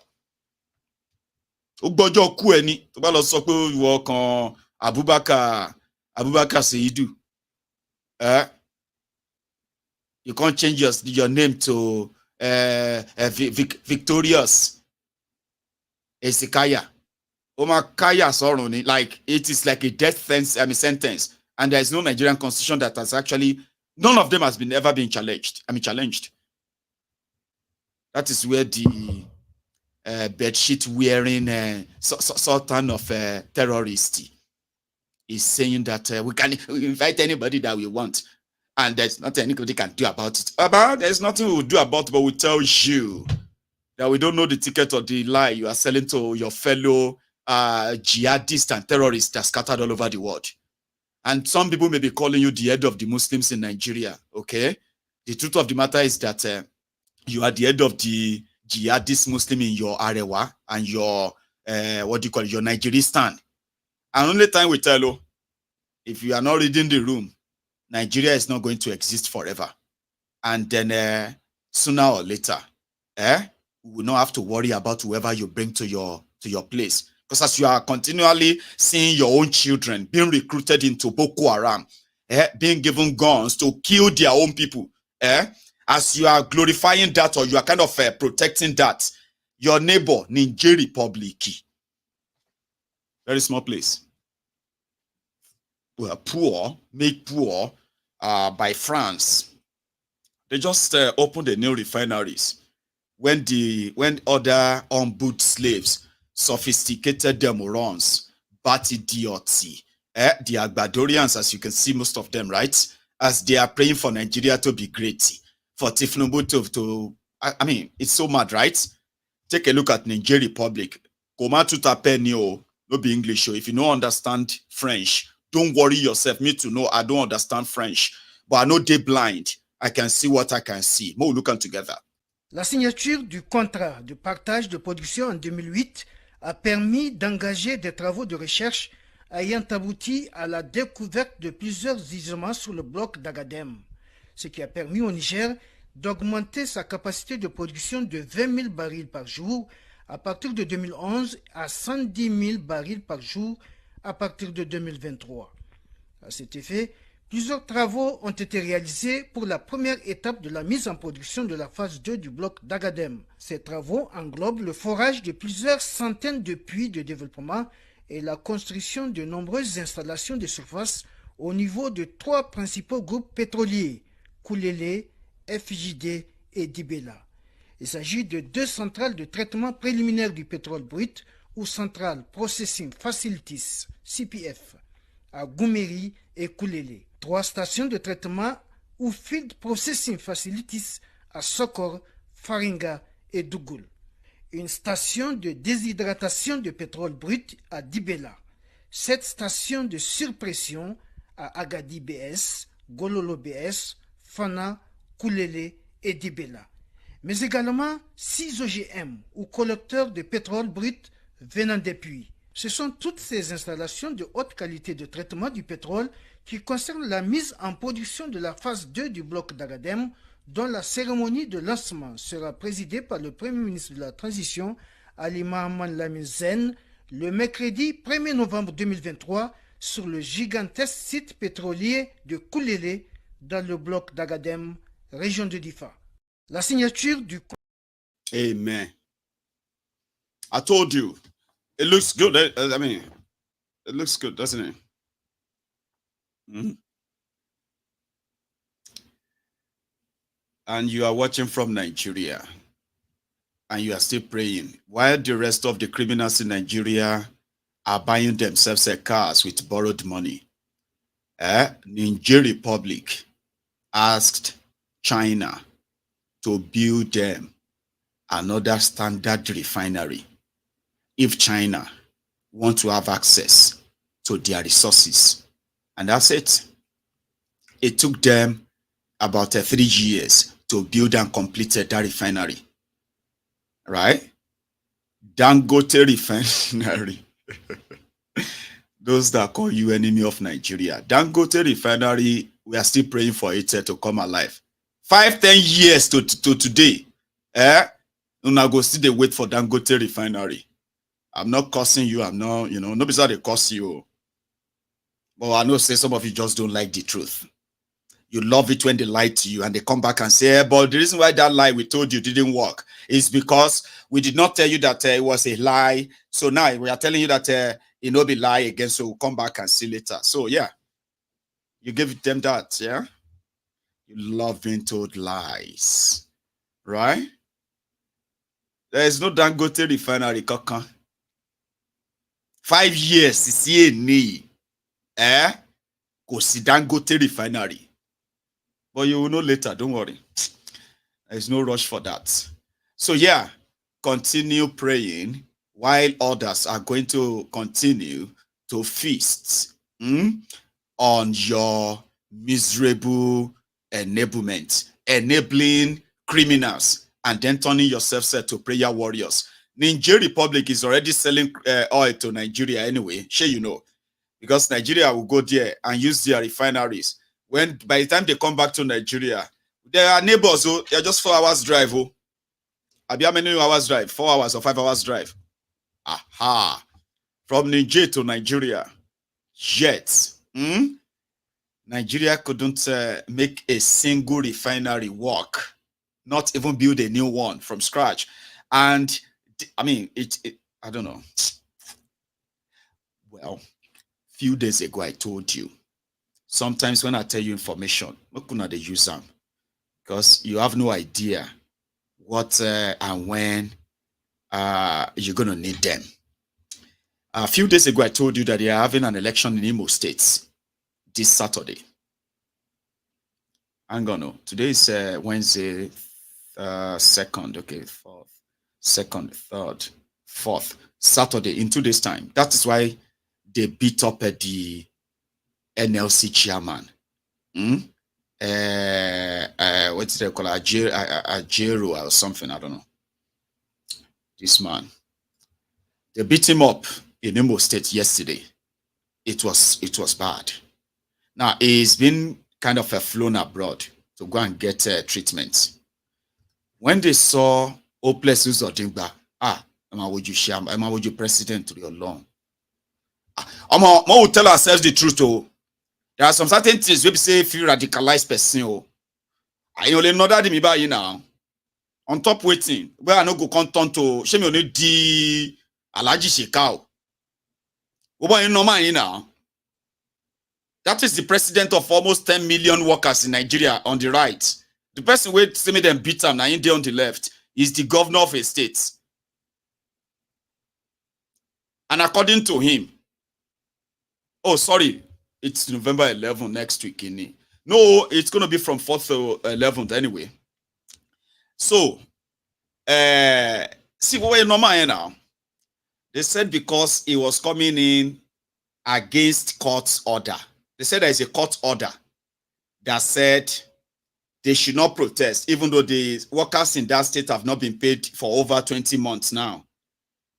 So then, the NLC chairman decided to go and see them, give them the moral booster, okay, as the leader of all workers, show some support. Now they are saying that the man needs a medical treatment. They are going to fly him out of Nigeria. The usual, typical, right? So, but the elections is meant to be, I was thinking it was on the 4th though. It's 4th now, it's not 11th. Who said 11th? I know that they have booked all of the hotels in Owerri from the 4th to 11th of November. You know what I mean? So, well, if you are from Owerri and you know that it is 11th, okay, 11th. Thank you. So it's next week, right? But see what they have now committed. I mean, kind of, they are now putting people through then. Because you know what Hopeless or Dingba did? Yeah, they kind of sent a letter to all of the hotels in in Owerri. And they told all of them that the government is booking all of the hotels and they don't want them to book in any guests. And some of these hotels have actually taken bookings. Sure, you get like people who have events in that place, who have something to do and all that. The state government said they don't want the hotels to be given out. So they are going to use the state money to pay for 1 week from the 4th to the 11th. 1 week of all of the rooms, all of the hotel rooms in the state capital, Owerri. Now, what happened now is that they said the government college, I've been against government college of Owerri. They want to do, they are coming home to do their 50 years anniversary. 50 years of like old student association, 50 years of our school and something like that. They've already booked us some of them. They've already booked some of the hotels, only for them to arrive for those who are flying to Nigeria. And here is their own culture shock. Which one? Wait, we will call this one now. A very unfortunate incident is taking place at Marriott Hotel, Protea, Owerri, where reservations for girls of Federal Government Girls College Owerri who had come in for their 50th global reunion and who had reservations at the hotel were left disappointed.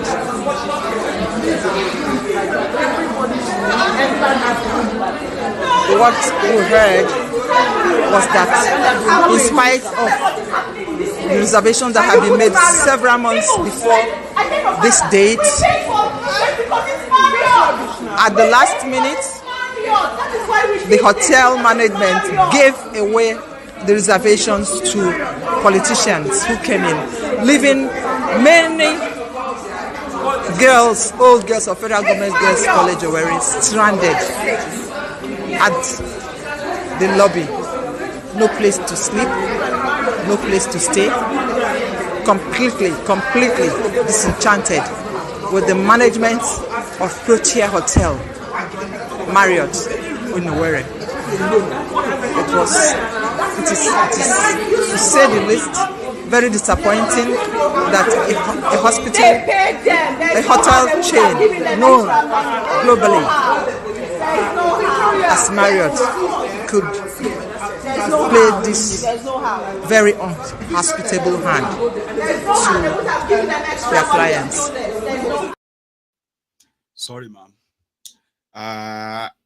Welcome to Nigeria. And welcome to Owerri, where the Supreme Court Governor of Owerri is trying to sort of act his coronation. Sure you get. So I didn't want any interference and all that. But again, to all of you who are from Kogi states, Yeye Bello has decided to do the same thing too. I just thought I should tell you. If you are planning your school girls reunion or family reunion, and you would have to travel from Canada, from America, from the UK, from all over the world to return back to the Lokoja state capital, they themselves are doing what Oples Uzodimba is doing. They are booking the entire hotels in Lokoja a week before the election as well. So if you get any of those things planned, go and check the date of their elections and check the date of your program, and also check the date of your flight. Say, wow. And that is where I am going to draw the curtains tonight. Even though, you know, I wish I could share the rest of what I have as well. But again, my time is so up. So I'm going to pop us on a short hold, okay? Go make myself another cup of tea. And when I get back, I will take calls briefly tonight. Don't go anywhere.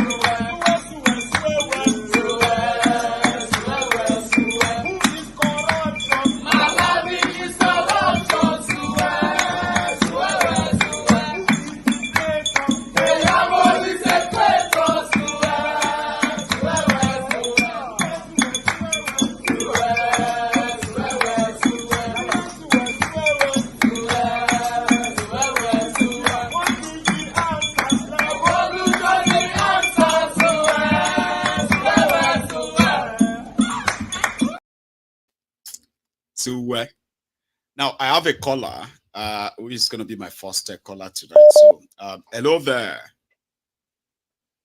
Hello, my general, my doctor, Maiyegun general. The African Wahala. Yes, sir. Yes, sir. You? Yeah. Yes, this is your brother, the African Wahala. Amazing, Baba. How are you today? I'm doing very well, bro. Brilliant. Yeah, shout out to the members of the Temple of Truth. I wanted to share a quick story. You know, when you spoke about those students from OAU Ife, there was a similar case in UNAB, Abeokuta. By the way, that's the school that I attended. This happened about 3 years ago. So these students, final year students, they were in their hostel, and then the murderous criminals called DSS went to their hostel and kidnapped about 5 of them. Keep in mind, one of these guys had his final exams the next day, the very next day. So they took them to Ashiru and, you know, arrested them, booked them in, forced them to pay bribes. This guy ended up missing his, it was a presentation for a seminar. That's what he was working on his computer. Presentation for his final project. So you wouldn't believe it that this guy actually got so sad and depressed, and he took his life. Wow. He committed suicide. So, I mean, it's so sad how people are degraded in Nigeria. And I just hope at some point, everybody can get as angry as many of us are already. And we can just dabaru everything. We just need to go out on a long protest, if possible, non-stop, no matter what anybody says. Go out there on a long protest for months. At some point, these criminal police and soldiers, they will join us. They don't have a choice. If we have millions of people on the street, it will eventually yield a result. That's what I personally believe, because I don't know any. Yeah, we are living in a world where when it is not happening to me, then it's none of my business. Is that not the world we are living in today? Yeah, unfortunately, that's the world. People have been so desensitized of the danger that is lurking around them because it is yet to happen to them. Therefore, well, it's the business of those who are the victims until everybody actually knows that we are all victims, isn't it? Yeah, until it starts happening to people and it happens to someone close to them, and it can happen in many fashions, in many forms. But thank you for your time, my brother. Thank you for your great presentation. Thank you for not being tired, because honestly, talking about these Nigerian stories, I observe the way you present sometimes, and you just be like, oh God, fact. Anyways, it's tiring. When you want to say a lot, and then you just feel like, it's the word are just not coming, and you want to say a lot. I just feel like, man. Honestly. Well, thank you. Honestly. Thank you, my brother. Cheers, Oba. Yes, sir. Blessings, bro. Yes, sir. So I have another call on the line. I want to say hello. Hello, Maiyegun the General. Yes, sir. How are you? Hi. Well, not too bad, apart from cold weather, but we're hanging in there. Oh, of course you should. Yeah. Go on. Yes, sir. Yes, sir. Our second emotion forwarded by the African Wahala. I kept saying, and I keep saying, and I'll continue to say it until it becomes like organic. You don't have to do any meeting. Everybody just come out.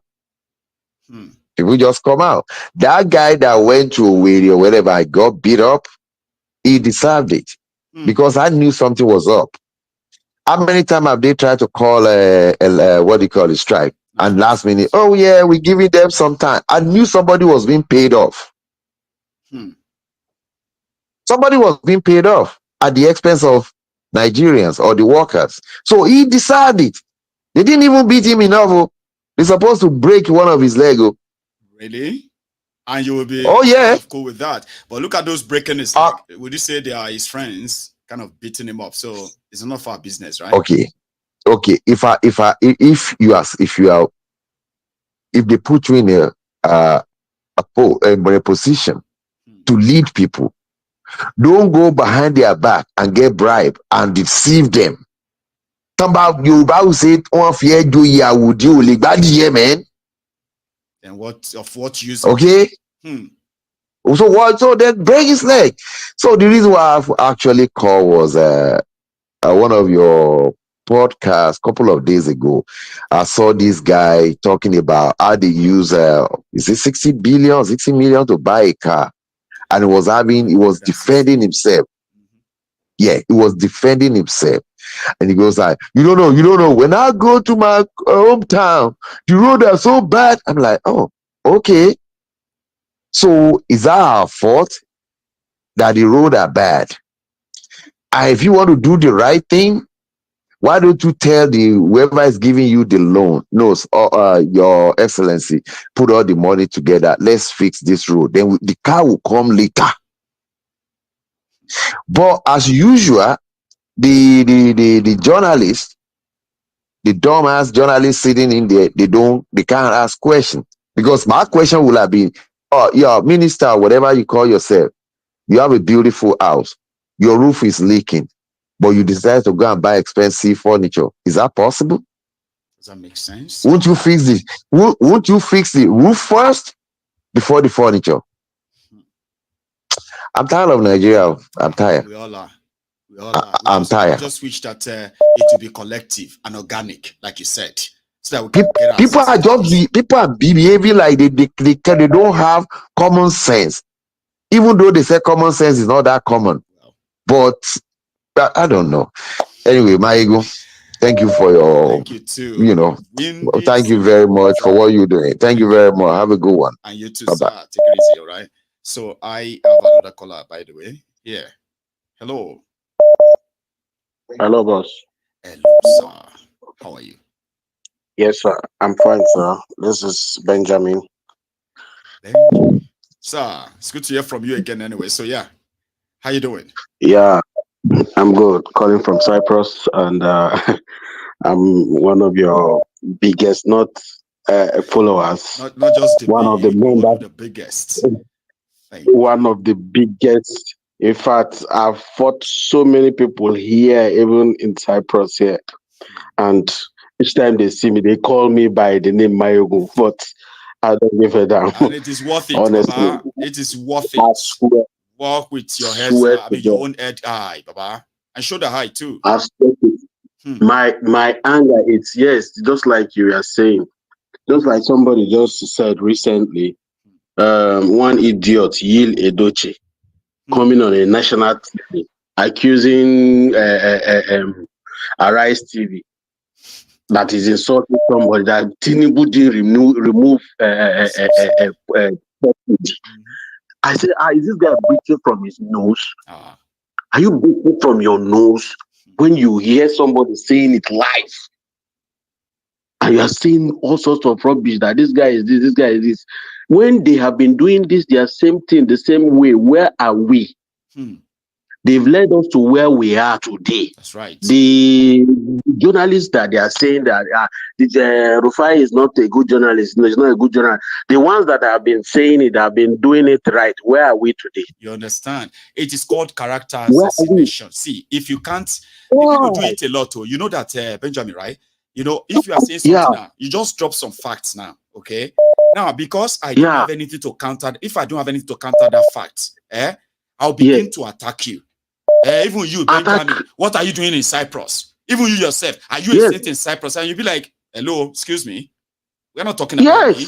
We're talking about what is going on. Why me? What is going on? What is going on? Baba, me, I no go lie you. I don't do that country. After I graduated 2006, I started teaching in 2017, a teacher, until I got to Cyprus. Present by the grace of God, now I have my own company here by the grace of God. And through skill work, just through skill work, I was able to establish here in Cyprus. But after getting all of these things, everybody's running. When, if you have made money here and you want to go and establish some of these things that have been, where do you take it to? You want to go back home, you are scared. Sometimes you want to go back and go and hire this so-called idiot police nonsense to come and be protecting you. How long? You'll be lucky if they are not the one that will actually lead you to people who go take you, so that they can take the money from you too. Baba, they pay me. It pay me badly, bastardly. As in, sometimes when you talk, even last your 2 days program, I was like, I just did where they say, God, when we will reach, when we will say, okay, Baba, make we stop, make we now continue, make everybody even come back. You see, if no one kill once, make una kill. Because the problem is, if Nigeria never happened to that person, they really feel the vibes. They believe, say, things can be that bad. And that breaks my heart, right? Things must not happen to you before you will believe they are happening. No. See, NLC, a president of over how many thousands of workers, they beat them. Nobody. Tinubu never talk A. Or you say incorrect. They just don't let me one day, no, that state is my state. I have a house there, but I can't go. Each time I come back, I stay in Abuja. I stay in Abuja. Is that supposed to be? Every year, if I go back to Nigeria, I can't go to my village because I'm scared. And the person behind the whole insecurity is the governor. Look at this. The governor said the man was not supposed to be there. Then beat him up because he no supposed they there because the governor said that. The same governor will not protect anybody in that same state. You can't protect anybody. Can you imagine? Can you? The thing is a shame. It's a shame. Each time I see Nigerian problem, it is shame me. It is shame me. Benjamin. Baba, yeah, I agree to sir. We could just continue. God will one day God will give us way out because they happy. How long will they foreign man, white man say when they give us as a we are not even respected. Benjamin, we did places where we say normally they judge us by the color of our skin, right? By the color of our skin, even the people where they judge you with the color of your skin, self, no too care about your skin anymore, self. They are more interested in what you want offer. And if you get something to offer, then go pay you, treat you fine, and live your life normally. Yes. Where you come from, you come from, you are being scrutinized, screened, and say who you are, where are you? Are you Igbo or Yoruba or Hausa? And we are deceiving ourselves, Abi. Baba me, as in I don't understand. I don't just understand. And this so funny enough, some of our elites back home, they are also so blindfolded because of their selfish interests, because of one useless appointment. They are not blindfolded. They are not blind. They know what is going on. You will start the talk nonsense. Recently, they were saying as in Lagos, the money they give Tinubu, they are all suffering. All of them are also crying. I say, yes, good though. But we do by spending the money too. Well, it's also biting on us. Everyone is feeling because the normal money you'll be sending before, the normal money everybody is sending before is no longer enough. For those of us that have parents there, if you are sending, maybe you are sending 200 or you are sending 150 before, it's no longer. Bag of rice now is 52,000. So, Egon, I beg, God will just help us, sir. Benjamin.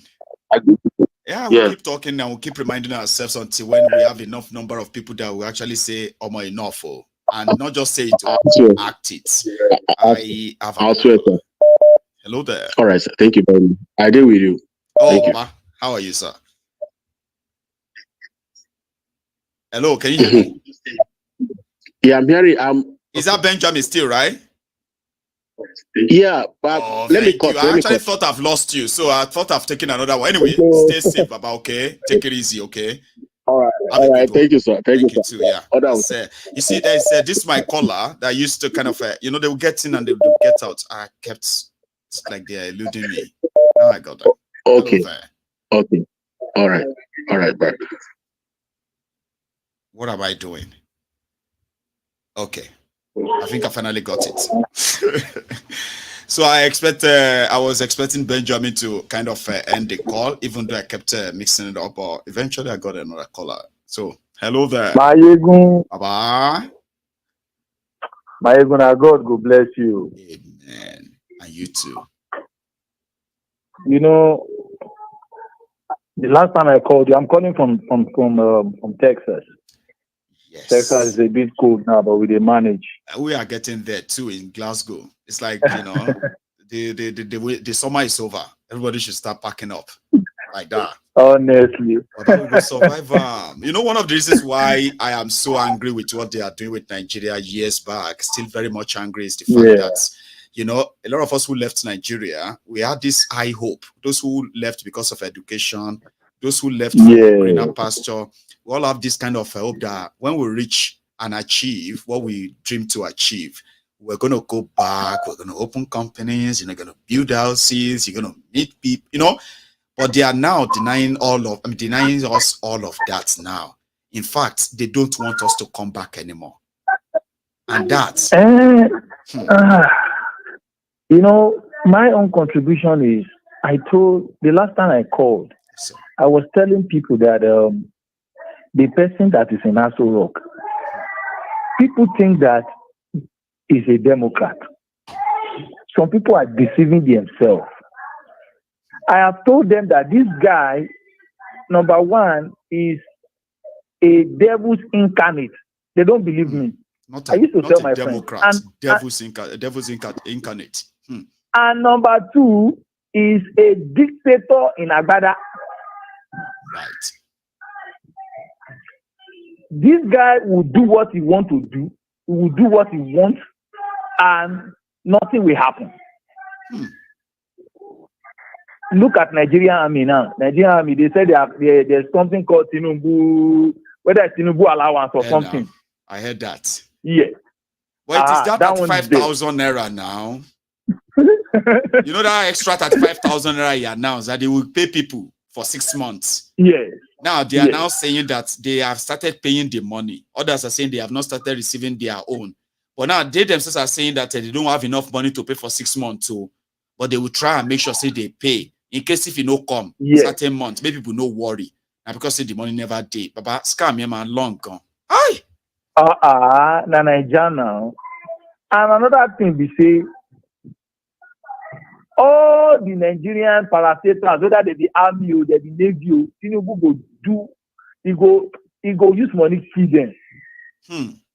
Once you know, say they want to buy yacht now, yacht for navy, people they shout. I'm telling you, they will buy that yacht. They will buy it, oh. I 100% believe it, oh. They will.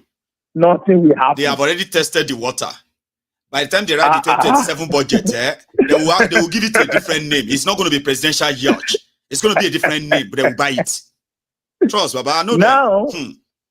He has settled the Senate. They said that is how he operates. I've told these people they don't want to believe me.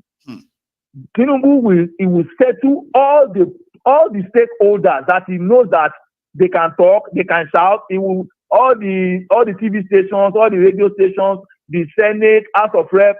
He will buy all of them. When he has done all of that, all the one that he's doing now, he's still doing his grand work. That's what people don't know. When he has done all this grand work and he has completed it, INEC is already done. Forget that INEC. You are following that of INEC, Abi?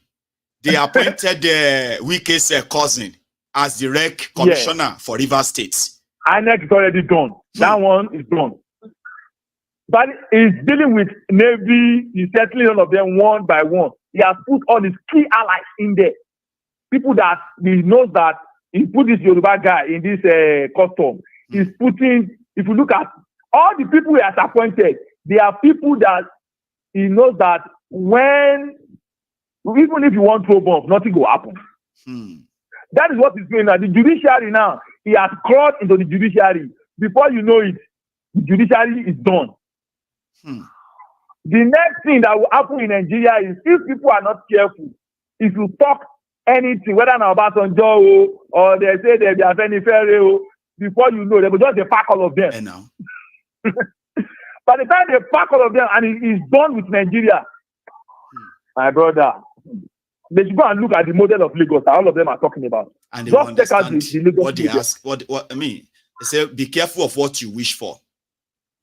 Yes. Now they have it. Even the people that say they voted him in, I'm telling you, a bag of rice, the last dollar said is about 50-something thousand. Yes. $1 is about $1,178 at this morning.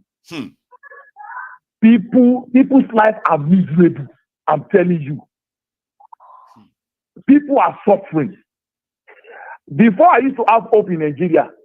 Look at FBI. FBI released the record of Tinubu. They redacted some of his name and all of that. Yeah. That is to tell Nigerians that how can you have a president? You don't know his father. You don't know his primary school. You don't know his secondary school. You don't know his friends. You don't know anything. You don't have a record. And you are deceiving yourself. That's the kind of person Pablo Escobar. That will have passion for you. Now he has passion for you. Oh my God. He cares about you. Nigerians have made a big mistake. And the thing is, the Western country, because of the influence he has in Africa, they cannot talk too much. But what influence? Is it money? Because talking about influence, he has no money. personal influence upon Africa. You know what I mean? He has no real influence. You can't say this is a personality that you can say, he's like a Mandela or he's like who else again? Or like he has no personality. Is it the money that he's ready to blow? No. It's not because he has money or his personality. Those things don't really matter. Right. But he controls He controls the largest army in Africa. Right. And that is the problem right there for this Western country. If anything happens to Nigeria, Africa is finished. That is an influence. I get you now. I get you. So, Tinubu, right now, America knows that, well, should be the man corrupt, he rigged election. Whoa, they will leave him for now. There's nothing we can do. We know we have something on him, but right now, he get Nigerian Army, he get Nigerian Air Force, he get Nigerian Navy. So he get all these things for in hand. If you just press the button like this, everything goes scatter. And you know, say Nigerian Army as they just lie low. They are very, very, people don't know what they are dealing with. Extrajudicial killings. When you look at the history of Nigerian Army, you know they are very, very brutal. Very, very. Look at N5b, for instance. That one is just unprofessional. They killed people. They took their bodies. They buried them. No traces. And that is how they have always operated. That is why the Afghans are shouting. Because Baba, they know what they did to them. Baba, they killed 1,471 Shiites in a space of 2 days in Kaduna. Baba, this one was like a pure killing. Oh, guess what? El Rufaya provided them land where they used for mass grave, right? So at first they said, no, how can they kill for 1,004 something at Derora? That's an exaggeration. Nobody was killed. Oh, well, it's only about 12 people died. But when the inquiry that now came, discovered those grave sites, about 10 of them that they dug and dumped their bodies, children, women, everything there. They now said, but it's not 1,400 and something. It's only 800 people that died. 800 human beings. About pack 800 human beings. Put them inside a stadium, one section of a stadium, and tell me, say, you don't go no see people sit down there. 800. Nigerian Army, they made all the bodies disappear in a shallow grave. That's actually a fact. If say Obasanjo and Tinubu they get problem. All these ones where article they do, when we say that they go US, that they go court, that they find information, find evidence. Those ones too, they get their own agenda. Of course. Tinubu says where they tackle them, say two elephants, they know their face. Abi now. No, it's all about let the best and the most violent rigger win. That's usually the tradition of the election. Everybody come with their agenda. Now this will be the can't spoil business. Normal. It would have been Atiku and Tinubu, and by now everybody go don't forget. Now be there can't spoil business with they want everything to be probed and investigated. Now they you know why I love the obedience. You see, the thing where Nigeria do their grandfather, you understand? Then Nigeria don't do to their father. So the children where the father come born today, Nigeria won't do that same thing to the children, but the children they don't advance past Nigeria. But the old criminals don't use experience, beat them. Experience. They use experience for them once, but Yoruba people go say, "Oh, want to jello." But there will be a rematch, a replay. Okay, but that replay may not be election, or it may be another thing entirely that the entire system is not even prepared for. My own theory. See, the day Nigerians will decide that it's either two ways. It's either the election. I don't know whether it's 2027 or they might postpone it. It depends on Nigerians how they want to decide their own future. It is not we in the diaspora that will decide for them. No. The Yoruba people go say, "Oh, to sue me." When they decide that time don't reach, we are already ready. We go support them. But then we they look them from afar. We know say they never ready. But the day when they go ready, I'm telling you. Just look at themselves now. I told you that's what Amici said. Amici said, those you see today who are calling for protests, yes, there are still people who are still kind of well off. You know what I mean? Yeah. Or the children of people who are still managing and they are still well off. You see those people we are talking about as poor. They know they get. I mean, they are begging for food. They are doing this. They can't feed. Their children can't go to school. They can't really live and all of that. The day those people go protests, the angry mob. You get the ones that are not on social media. The ones that are not sharing on TikTok or Twitter everywhere. Yeah. The day they hit the street. That's what Amici said. Everybody go get the message. That is the end. That is the end. That is the day that Nigerian government will know that. You see all this Amajiri that they are breeding in North. Yeah. They don't know what they are. See, me, I used to have hope in Nigeria before, but now I know, see, as it stands right now. You don't want to waste your hope. I don't want to waste my hope. Because somebody will say, come on, Nigeria. I reject it.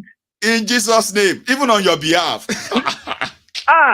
Take my children to where? That's what I told people. I said, if anybody is outside Nigeria telling you that they love Nigeria so much, that you are complaining too much. You wait in Nigeria, somebody wait there abroad is telling you that they are Nigerians, they love Nigeria.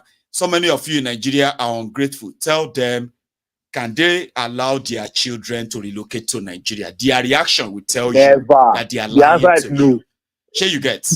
Nobody will actually leave Nigeria with what our eyes have seen and with what we know. You now buy tickets, package your family and say, I'm relocating to Nigeria, to America. Not that you are running away from jail. You could pack your family and you don't get mental problem. You carry your family, carry everyone. See where you they go, you say, I'm relocating back to Nigeria. You know, is that not what they are supposed to say? Why are you we love Nigeria from abroad? Honestly. See, Baba, thank you. I think I really appreciate the work, Maiyegun. Now God will bless you. And you too. Thank you very much. Help me greet the children. By the way, just tell them that one of these days, when everything is clear, all right, Maiyegun. Thank you. We do appreciate your hard work. Yes, sir. Thank you. That's a good one, though. You know, people lie to themselves a lot, and they don't think it is wrong. Okay. Majority, if anybody tells you, if you see anybody that is living outside Nigeria, okay, that any small thing, you go down see them with green, white, green. Any small thing like this, I'm a Nigerian. Anytime they see all these rogues from Nigeria, when they see them in Europe or America, all these low self-esteem individuals, okay, they will quickly jump at them, taking pictures because they want to show to that, you know what I mean, that they met them abroad. Because if it was in Nigeria, the life they were living in Nigeria, they can never get closer to a minister. They can never get closer to a local government chairman, talk less of getting closer to a minister or governor or anything. But because they live abroad now, they need those pictures for validation. And they will come and face you and tell you how much they love Nigeria. Alabos, anyone, none of them will live in Nigeria. None. If you see any of them that comes back to Nigeria, you can easily tell it's either out of a sheer ignorance. They will regret it. They will tell you, people are making it here too. Now, I'm not saying people are not making it here too. But if you love Nigeria so much, pack your family, pack everybody, show example of patriotism, okay? Show example and stop lying to those who have been completely in darkness in Nigeria. Stop lying to them. I love my country. I love my country. Nigeria is going to be great one day. We need to pray for our country. This UK, this America was not, it was not condemned by this. Ulori buruku arayin, pack your family, pack your children, go and give them the childhood that you had. What is wrong with that? Leave America, leave everything, leave all those things. Go back to Nigeria and build Nigeria for them. You sit there and you're telling those humbled slaves, misguided social media bandits. You are misguided. You are telling them that Nigeria is going to be great. If anybody tell you, say, by the special grace of God, you will end up in Nigeria, you and your family, so that they can build up Nigeria. You will begin to read Bible. I reject it in Jesus' name. Because the Father Lord said in John 3:16 that for God so loved the world, and he gave his begotten son. Any weapon fashioned against me and my so Nigeria is a weapon fashioned against you and your family, Abi. And that's why you ran away from Nigeria and you are currently staying away. Now, for those who are there to be liberated because they can't really run away, they can't escape like us, to encourage them that their future, their life is actually in their hands. You are there making it difficult. I love Nigeria. Let us all be patriotic. Abulori Brukuni wati patriotic kini. What do you call it? Called the patriotic Nigerians living abroad. Hello, Jare, my caller. Good evening, Maiyegun. Good evening, sir. How are you? I'm very fine. I'm a regular. I've called several times, and I'm calling from Motor City 313. I'm calling from Detroit. I choose to Is that right? Yes, sir. How are you, sir? I'm well, my brother. I'm well, comrade. I'm well, General. For security reasons, I will not mention my name. And we will keep it today. At that.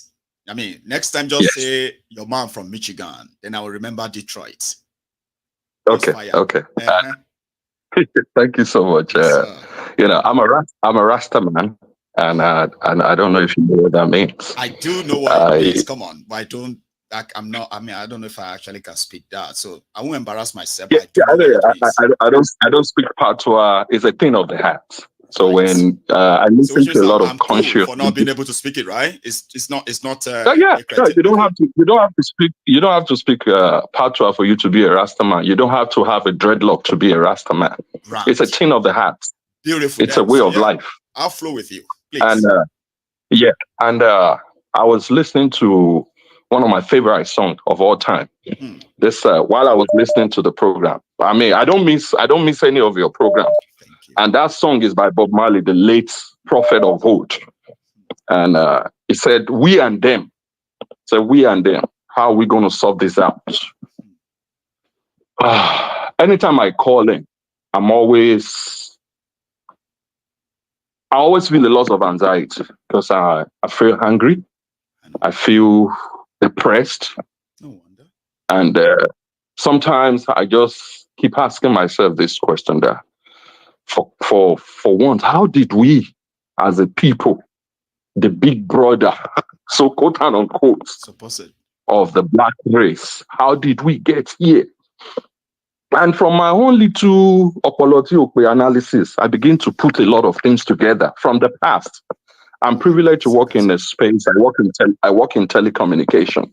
Bless you, Baba. And I've worked with very diverse companies. I was on a project 4 years ago with Samsung Electronics America. And I was privy to certain, I will not say highly classified document. I mean, they are document that you have to have access to when you work. Yeah, your security clearance must be to some certain level before you can actually access them. I can't imagine. Yeah. Right. And those reports just tells you about, what is going on in some certain, ecosystem, some certain economy. And, when I begin to look at why Nigeria got here, where are we going from here? We all know, everybody knows that there was never a country called Nigeria from the start. We all knew that there was never, it was all an enterprise. Let's take a step back.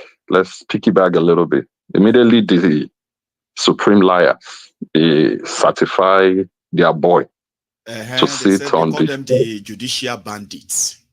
In case the judicial bandits. They certify their boy to sit on Shalanga. The Shalanga is sitting on. There's the first person that came. If you remember, one of the first international leaders that came was the Chancellor of Germany. Yes, that came. And one thing a lot of people don't know is, they have all this At Kokorotoku, they have it in their hands already. Like that. Okay. Yeah. Hey, boy, we've done what you want us to do. If I want to be the president, yeah, you don't sit there now. So now, whatever it is that we ask of you, and that is beginning to play out. Like the last caller said, we are not yet ready for what is to come, especially for the unaware, uninformed 220 million people. That's the most unfortunate part of it. But what I wanted to say tonight is this. One day, it's going to happen. And what is going to happen? You see that it's a revelation review, revolution. And it's the one thing I'm so sure that I've been saying since 2019 is I know at a point it's going to happen. When NSAS happened, I would say I saw a vision. I've seen that since 2019 during the days of BlackBerry when we used to ping here and there. We have a group that I said, this is what I see happening at the point in Nigeria. And NSAS was just a test run of what is still to come. What is still to come. We all know. Sir, before you share that revelation, sir, right, is that let us all just be honest with ourselves, no matter which side we belong to.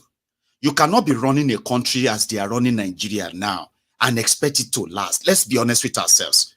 It is either they stop what they are doing and begin to take some steps back, you know what I mean, like making some withdrawal from here and there, or they continue exactly as they are continuing, right? And then the society will react. That reaction is what people are now describing. It is going to be either what we have never seen before. Yes. Probably not going to be any reaction at all. I mean, the only thing is, my fear is, we are setting the precedent, our generation. I mean, my mid-40s. Unfortunately, we are being robbed of our mind, or the few like yourself. Kudos to you, Baba. I say it again, kudos to you.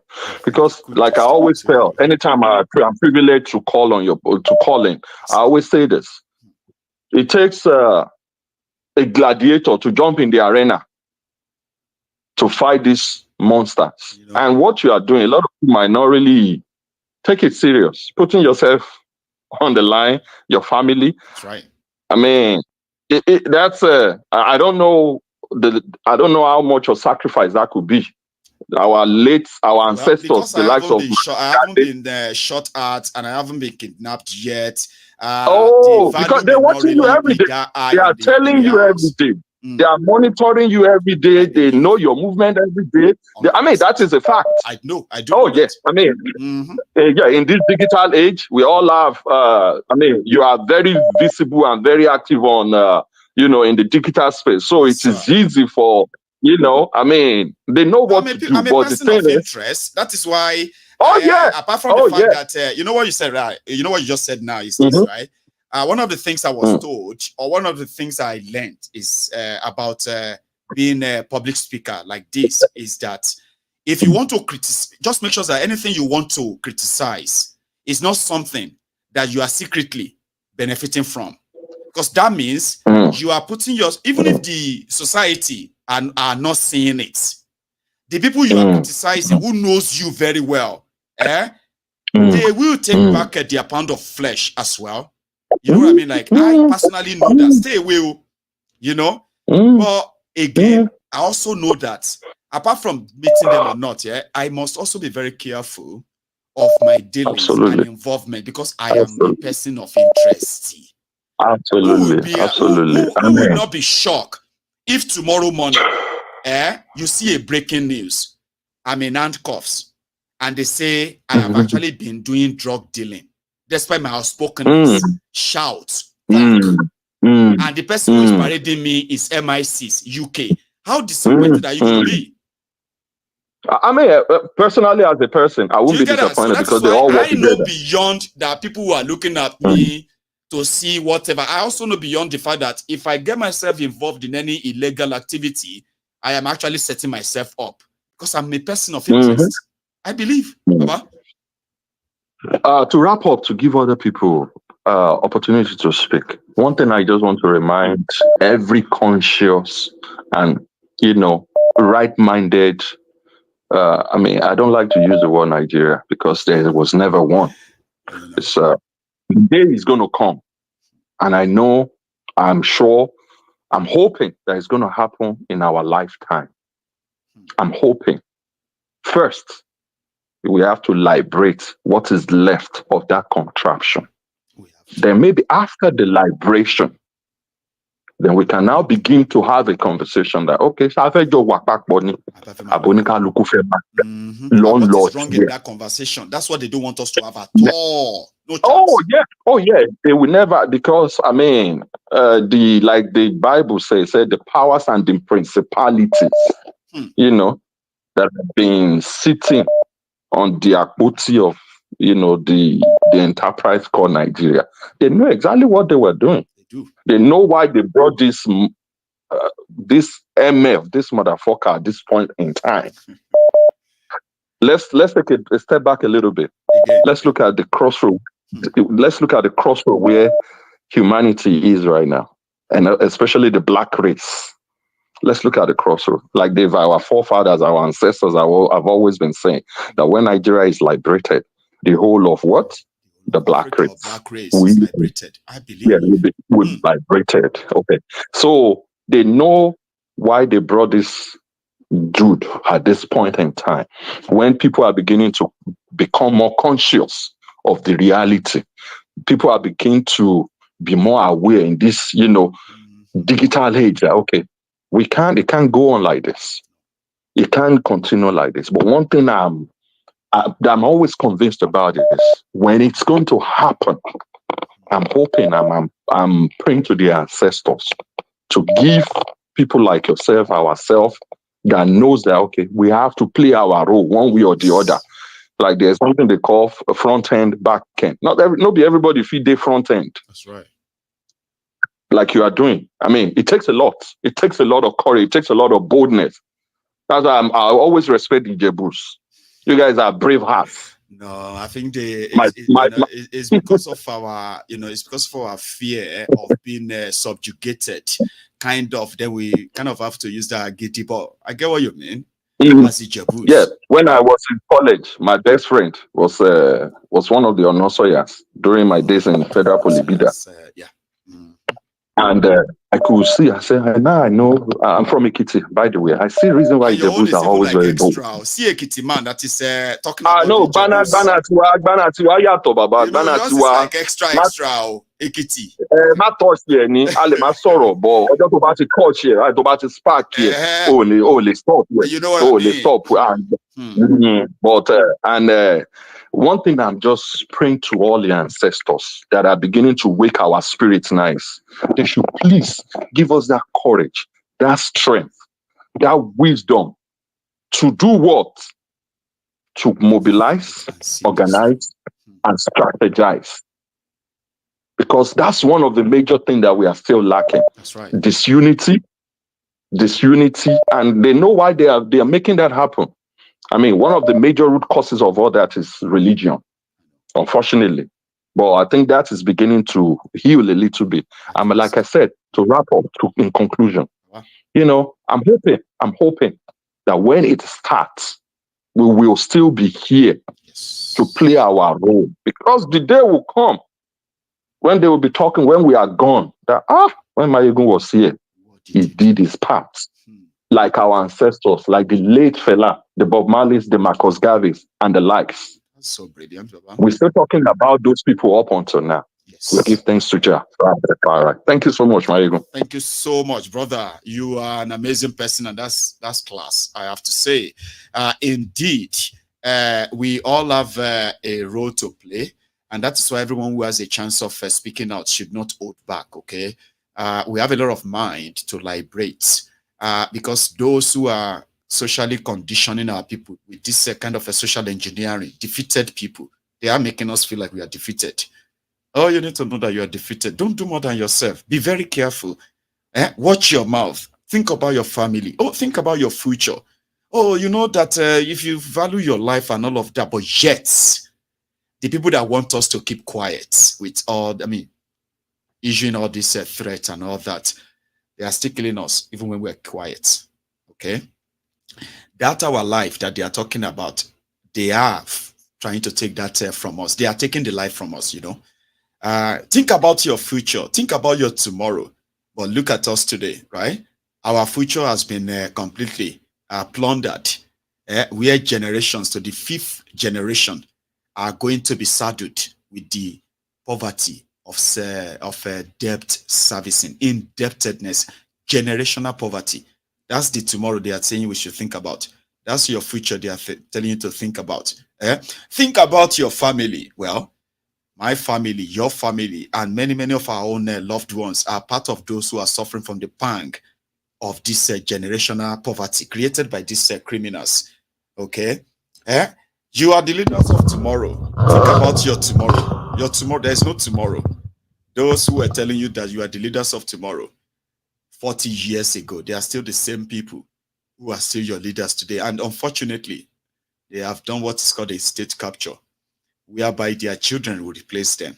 Their girlfriends will replace them in different important institutions all over the place. Came a leader of tomorrow. No, I never chopped since 2 days. That is the kind of shege the country they have created. Turn everybody to beggar. Weaken them from inside. Psychologically weaken them. Even they wish that they want to ask for something, they will not have the courage to actually stand up and ask for it.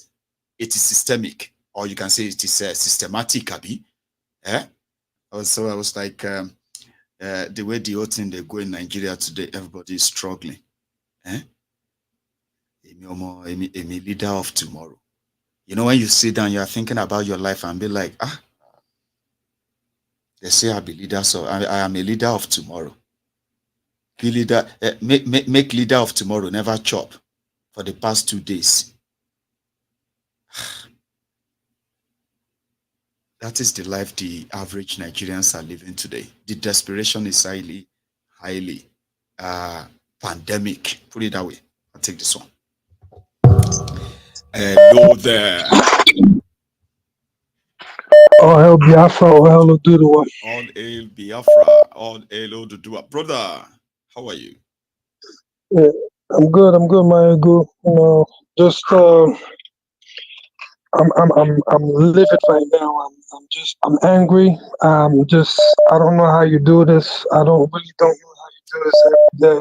It's very encouraging. I mean, I've told a lot of you before that when I see a lot of people who spend their evening watching Maiyegun, and then I see a lot of you who spend your time to actually call in to add your voice. These are enough motivation for me that I can't stop. But you are right. It is not easy, and it's not been easy, right? Because the battle is not even like over. We are facing a lifetime battle. Hopefully, our own children won't have to. But here we are. Yes, this is a battle for our lineage, our future of beyond unborns. That they're basically jeopardizing and playing Russian roulette with. Imagine. And my God, I've been burnt out for a few weeks now. Just like I'm still trying to figure out. When I said that was you, I remember the last time we spoke, and then the tragedy that you were dealing with at the time, and I can only ask that, how are you? Like, how are you? You know what I mean? This is not like a casual greeting. Like, how are you? Maiyegun, I'm here. I'm hanging in there. We have a bigger task at hand. That we need to focus on. Liberating our people. That's the most important thing now. Yes, and we have to do something. I mean, there's a lot of things I can't talk about. I don't give my name out like that because there's a lot of things that I'm involved in. Yes, but Maiyegun, the thing that everyone is talking about is fast approaching. It's really, really at our doorsteps. A lot of people aren't seeing it because there's too many distractions happening. But that revolution that everyone is talking about is almost near. It's just that some people don't see the signs already.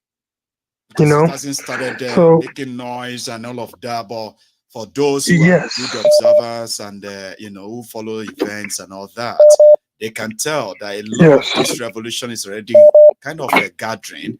Even if it's going to be in the mind of the people, we can all believe that it's not the same anymore. A lot of people are incurious. A lot of people are. You remember we were all carrying flags and just protesting peacefully. I know. Now those flags are now turning into what? Guns, right? And others are watching it, all also doing the same thing, repeating. Before you know it, everyone, those that are being oppressed by these people, all they ask for is just for freedom to be, treated as equal, Now when all the citizens are now armed up, what can they do? They're powerless. And they know it. I know a few politicians, they have moved all their family all to Canada right now. One told me personally, we already seen the writing on the wall. So, but the thing is, the juju that they did to our people for years and years and years have kept them from not seeing, by what you're doing and many other people are preaching, the facts and the truth and the figures of everything is slowly, they're starting to see it, but many are still, but it's coming. It's coming. People just rest assured. Continue to share the broadcast, contribute. Let's get this voice louder. Please. Take care, man. You take it easy too, okay? And take care, man. You have a good one. Now, I'm going to take just one more call and we're going to call it a night. And our time is quite up now. The Prince Jejeman. Yeah, Maiyegun General. For life. Baba. That's the Prince. How are you, sir? Baba, my Tucano mic is fine. No shaking. Yes, sir. Nothing to you, Baba. Thank you. Thank you for hyping me or IPOB for life. People are already typing that in the comments. Every time I mention the Prince, you begin to see comments like representing IPOB for life. It's been a while. Yes, Baba. Because it's for life, Baba. You are not representing IPOB temporarily. It is for life. That's so, Baba. How is it going? Well done. We thank God all is well and your family, Baba. Well, we are here. Agbeke has passed their driving test, and Agbeke has been the one, driving the car almost everywhere right now. So for me, they open the window to check if she's back. You know what I mean? Good. But it's actually good, though. That's good. Prince. Congratulations. It's actually very good because most of my drivings are actually they were using me like a taxi man. When you are the only person who drives in the house, right? You are an unofficial taxi man for the rest of the family. That's so. Now you go drive, go. You know what I mean? Now I know. I'm actually it's just like one person will get money for family. Here you get, that's so easy. So if you see me laugh a lot these days, it is because my workload has reduced. Don't let that's so. That's because good. I can pass a driving test. Wow! Congratulations to the family. Thank you. Thank you. Yeah. Thank Baba. you. Anyway, Prince Jejeman, you are my last caller. Hello, so I Baba. wanted to have a banter with you before you drop your own contribution. So let's do that now before the time is up. That's fine. Baba, you see, I want to encourage everyone on the Temple of Truth. We are going to have our freedom. No two ways about it. Freedom is coming. It's freedom time. I started Dokuba was singing turn by turn. You know, Najagaban time, but yes, I sang my own version. I told him that is a freedom time.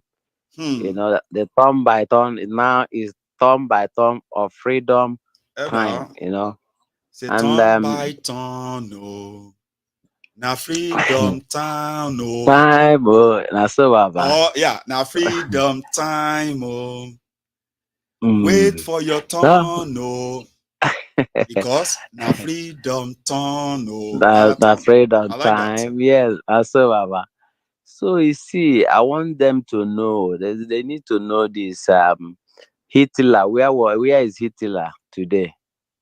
You know, Hitler was at one time an emperor.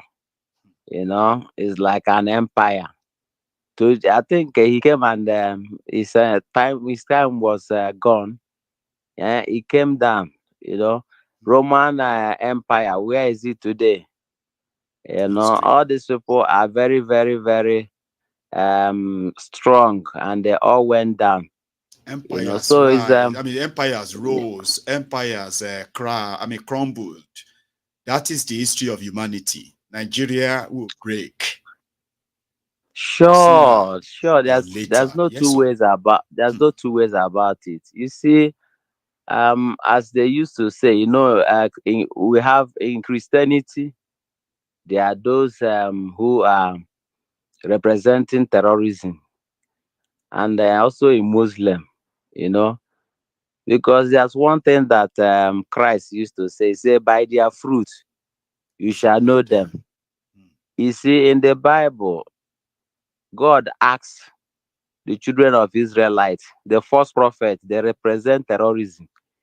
You know, because the kind of message they do bring is the thing that will cause generation upon generation to have a lot of destiny issues.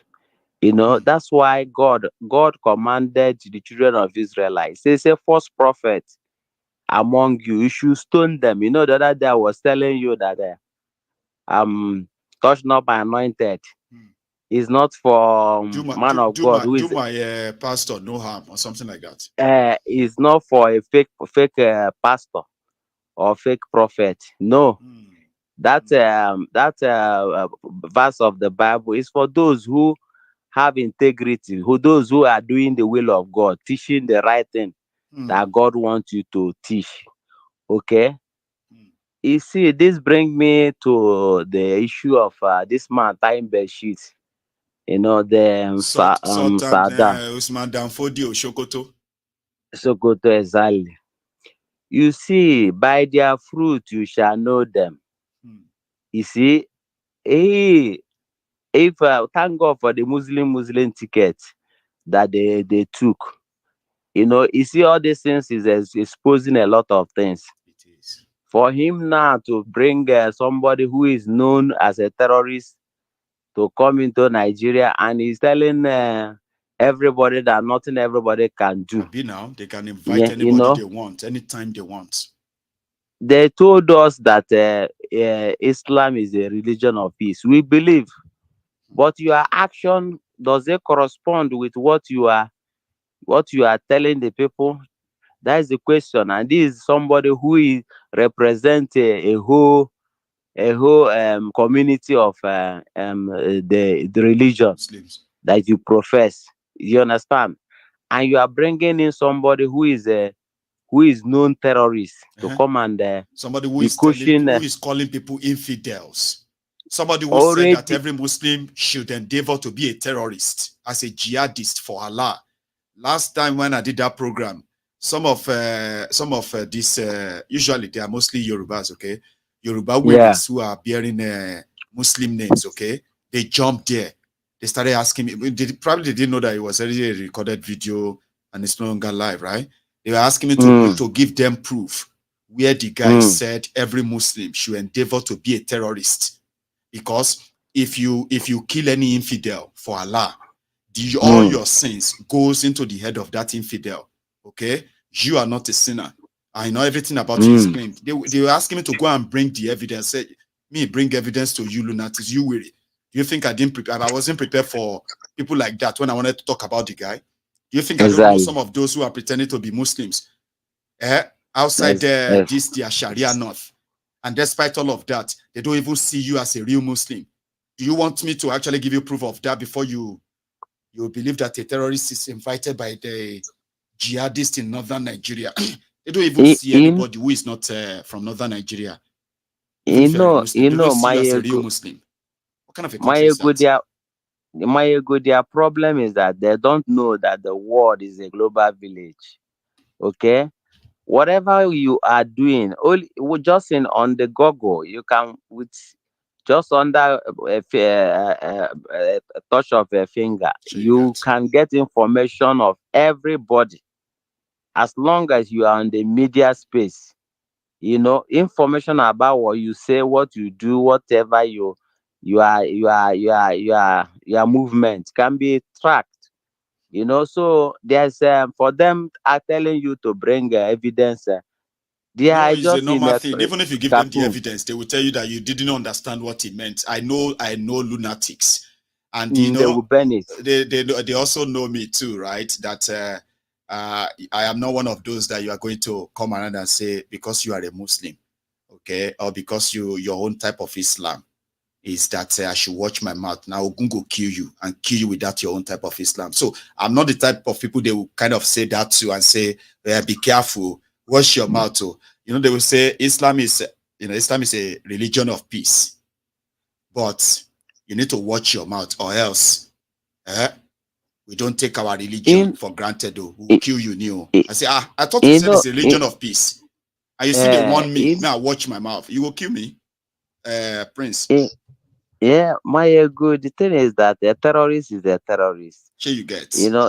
They just hide under Islam to commit the atrocity. Just as these criminal politicians, they hide under one Nigeria to commit all these atrocities. Yes, without on the umbrella of Islam, they cannot hide and commit their terrorism, and you understand. So that's the reason. That's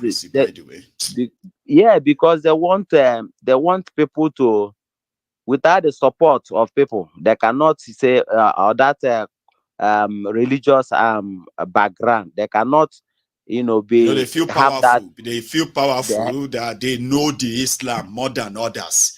So if they now tell you what they know, and you said no, I disagree, they will kill you. We'll kill you. You disagree with us, Abi? I kill you. The funny thing, Maiyegun, or I won't call it a funny thing. The thing is that if everybody have gone as they have, they cannot just say I will kill. They can't just tell you say I will kill you. Sure you get. You don't go come around and say I should watch my mouth, because in a country where your terrorism is being hidden behind religion, you are terrorist. So just say Maiyegun,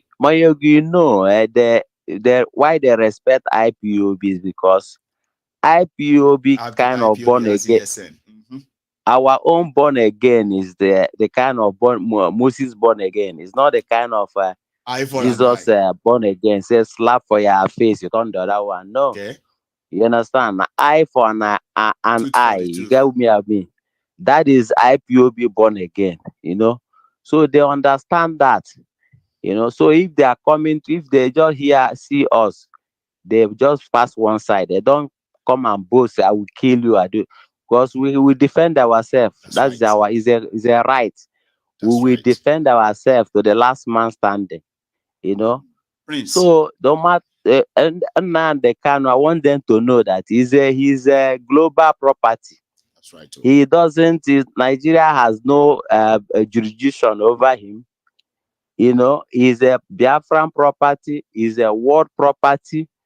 That's one thing they should know.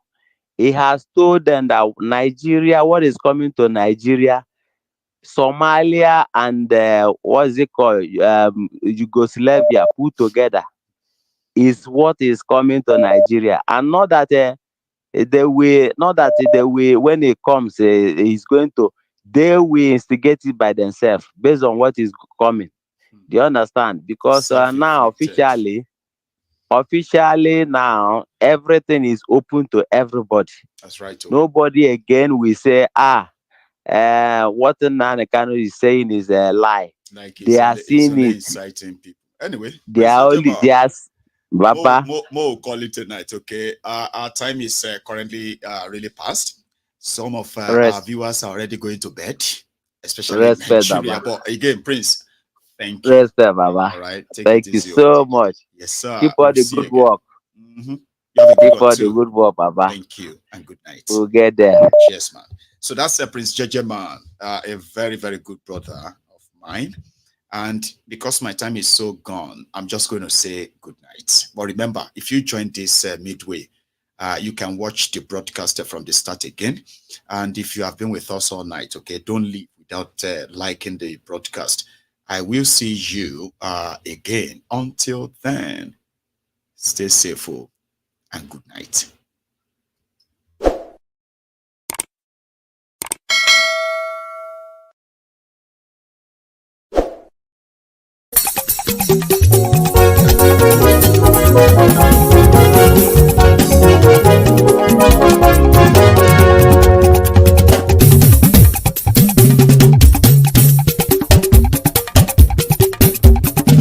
Maiyegun làwa mọ̀ làmọ̀ tó dòdòdò.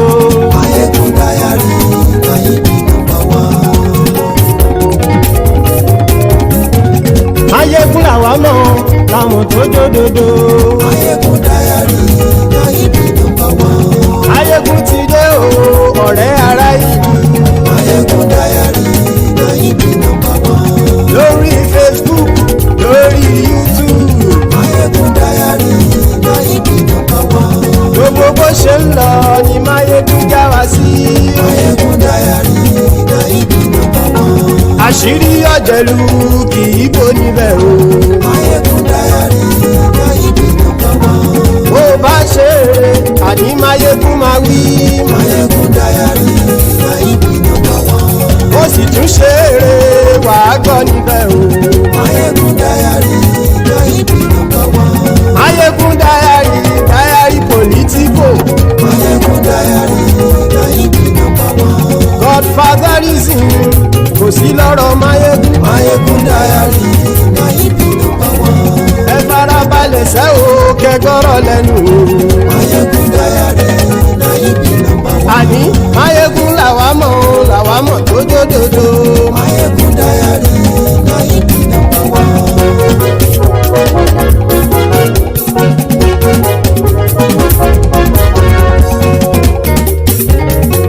Àní ẹ̀sùn ràkì. Maiyegun ti dé. Maiyegun ti dé. Ọ̀jẹ̀lú ẹ̀sùn ràkì. Maiyegun ti dé. Àní ẹ̀sùn ràkì. Maiyegun ti dé. Lórí Facebook. Maiyegun ti dé. Àní ẹ̀sùn ràkì. Maiyegun ti dé. Lórí YouTube. Maiyegun ti dé.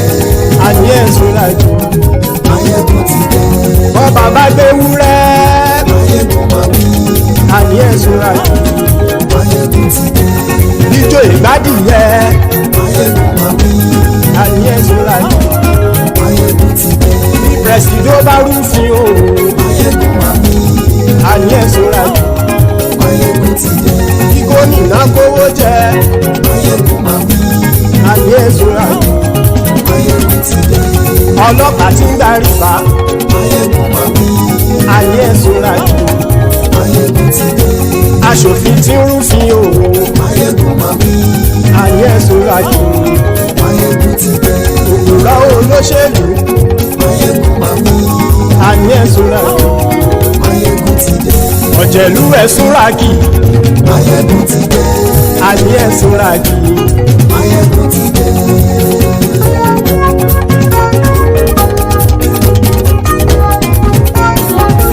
Maiyegun ti dé. Gbogbo ọ̀jẹ̀lú ẹ̀sùn ràkì. Maiyegun ti dé. Gbogbo ọ̀jẹ̀lú ẹ̀sùn ràkì. Ṣùgbọ́n ní bá ti ṣe èyí tó yẹ kí wọ́n ṣe, ọmọ bá dèrò ní fi wọ́n níran o. Maiyegun ti dé. gbogbo ọ̀jẹ̀lú ẹ̀ súnra kí. Maiyegun ti dé gbogbo ọ̀jẹ̀lú ẹ̀ súnra kí. ṣùgbọ́n ní bá ti ṣe yìí tó yẹ kí wọ́n ṣe ọmọ bá dẹ́rọ̀ ò ní fi wọ́n níran. wọ́n fowó bẹ́ẹ̀ o Maiyegun ó sọ pé wọ́n ò bẹ́ẹ̀ wọ́n fowó bẹ́ẹ̀ Maiyegun ó sọ pé wọ́n ò bẹ́ẹ̀ oníkanṣá ti ṣe èyí tó yẹ kí wọ́n ṣe fáwọn ará ìlú tó gbé wọn débẹ̀ o àyè. Maiyegun ti dé gbogbo ọ̀jẹ̀lú ẹ̀ súnra kí. Maiyegun ti dé gbogbo ọ̀jẹ̀lú ẹ̀ súnra kí. ṣùgbọ́n ní bá ti ṣe yìí tó yẹ kí wọ́n ṣe ọmọ bá dẹ́rọ̀ ò ní fi wọ́n níran. kì máa yí ṣeré ọ̀rọ̀ yìí kì í ṣẹ̀fẹ̀ kì máa yí ṣeré ọ̀rọ̀ yìí kì í ṣẹ̀fẹ̀ ẹni bá ti lè lẹ́bọ̀ lẹ́rù o ọmọ bá dèrò kàṣà ìtú wọn síta. Maiyegun ti dé gbogbo ọ̀jẹ̀lú ẹ̀ súnra kí. Maiyegun ti dé gbogbo ọ̀jẹ̀lú ẹ̀ súnra kí.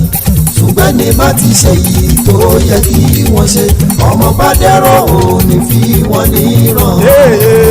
tẹnitẹni ọmọ Maiyegun ọ̀rẹ́ ara ìlú mọ̀mọ́ ni mo fọlọ́hún sọ ẹ̀ bá kìlẹ́bù lóòótọ́ olódodo ìlú ọ̀tá ìlú mọ̀mọ́ ni ìwọ ṣá máa ń ṣọ́ra kò sì mọ́ bẹ̀rù bọ́tà ń lè rí bóníṣègùn lé káwọn mọ̀mọ́ fi ṣera wọn ni ó ti dẹrùn tí wọn ò gbọ́dọ̀ sì mọ́ bẹ̀.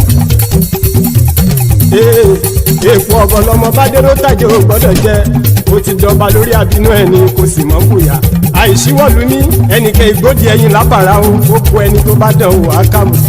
Maiyegun ti dé gbogbo ọ̀jẹ̀lú ẹ̀ túnra kì. Maiyegun ti dé gbogbo ọ̀jẹ̀lú ẹ̀ túnra kì o ẹni bá ti ṣe yìí tó yẹ kí wọ́n ṣe ọmọ bá dèrò òní fi wọ́n níran o. Maiyegun ti dé gbogbo ọ̀jẹ̀lú ẹ̀ súnra kí. Maiyegun ti dé gbogbo ọ̀jẹ̀lú ẹ̀ súnra kí. ṣùgbọ́n ní bá ti ṣe yìí tó yẹ kí wọ́n ṣe ọmọ bá dẹ́rọ̀ ò ní fi wọ́n níran.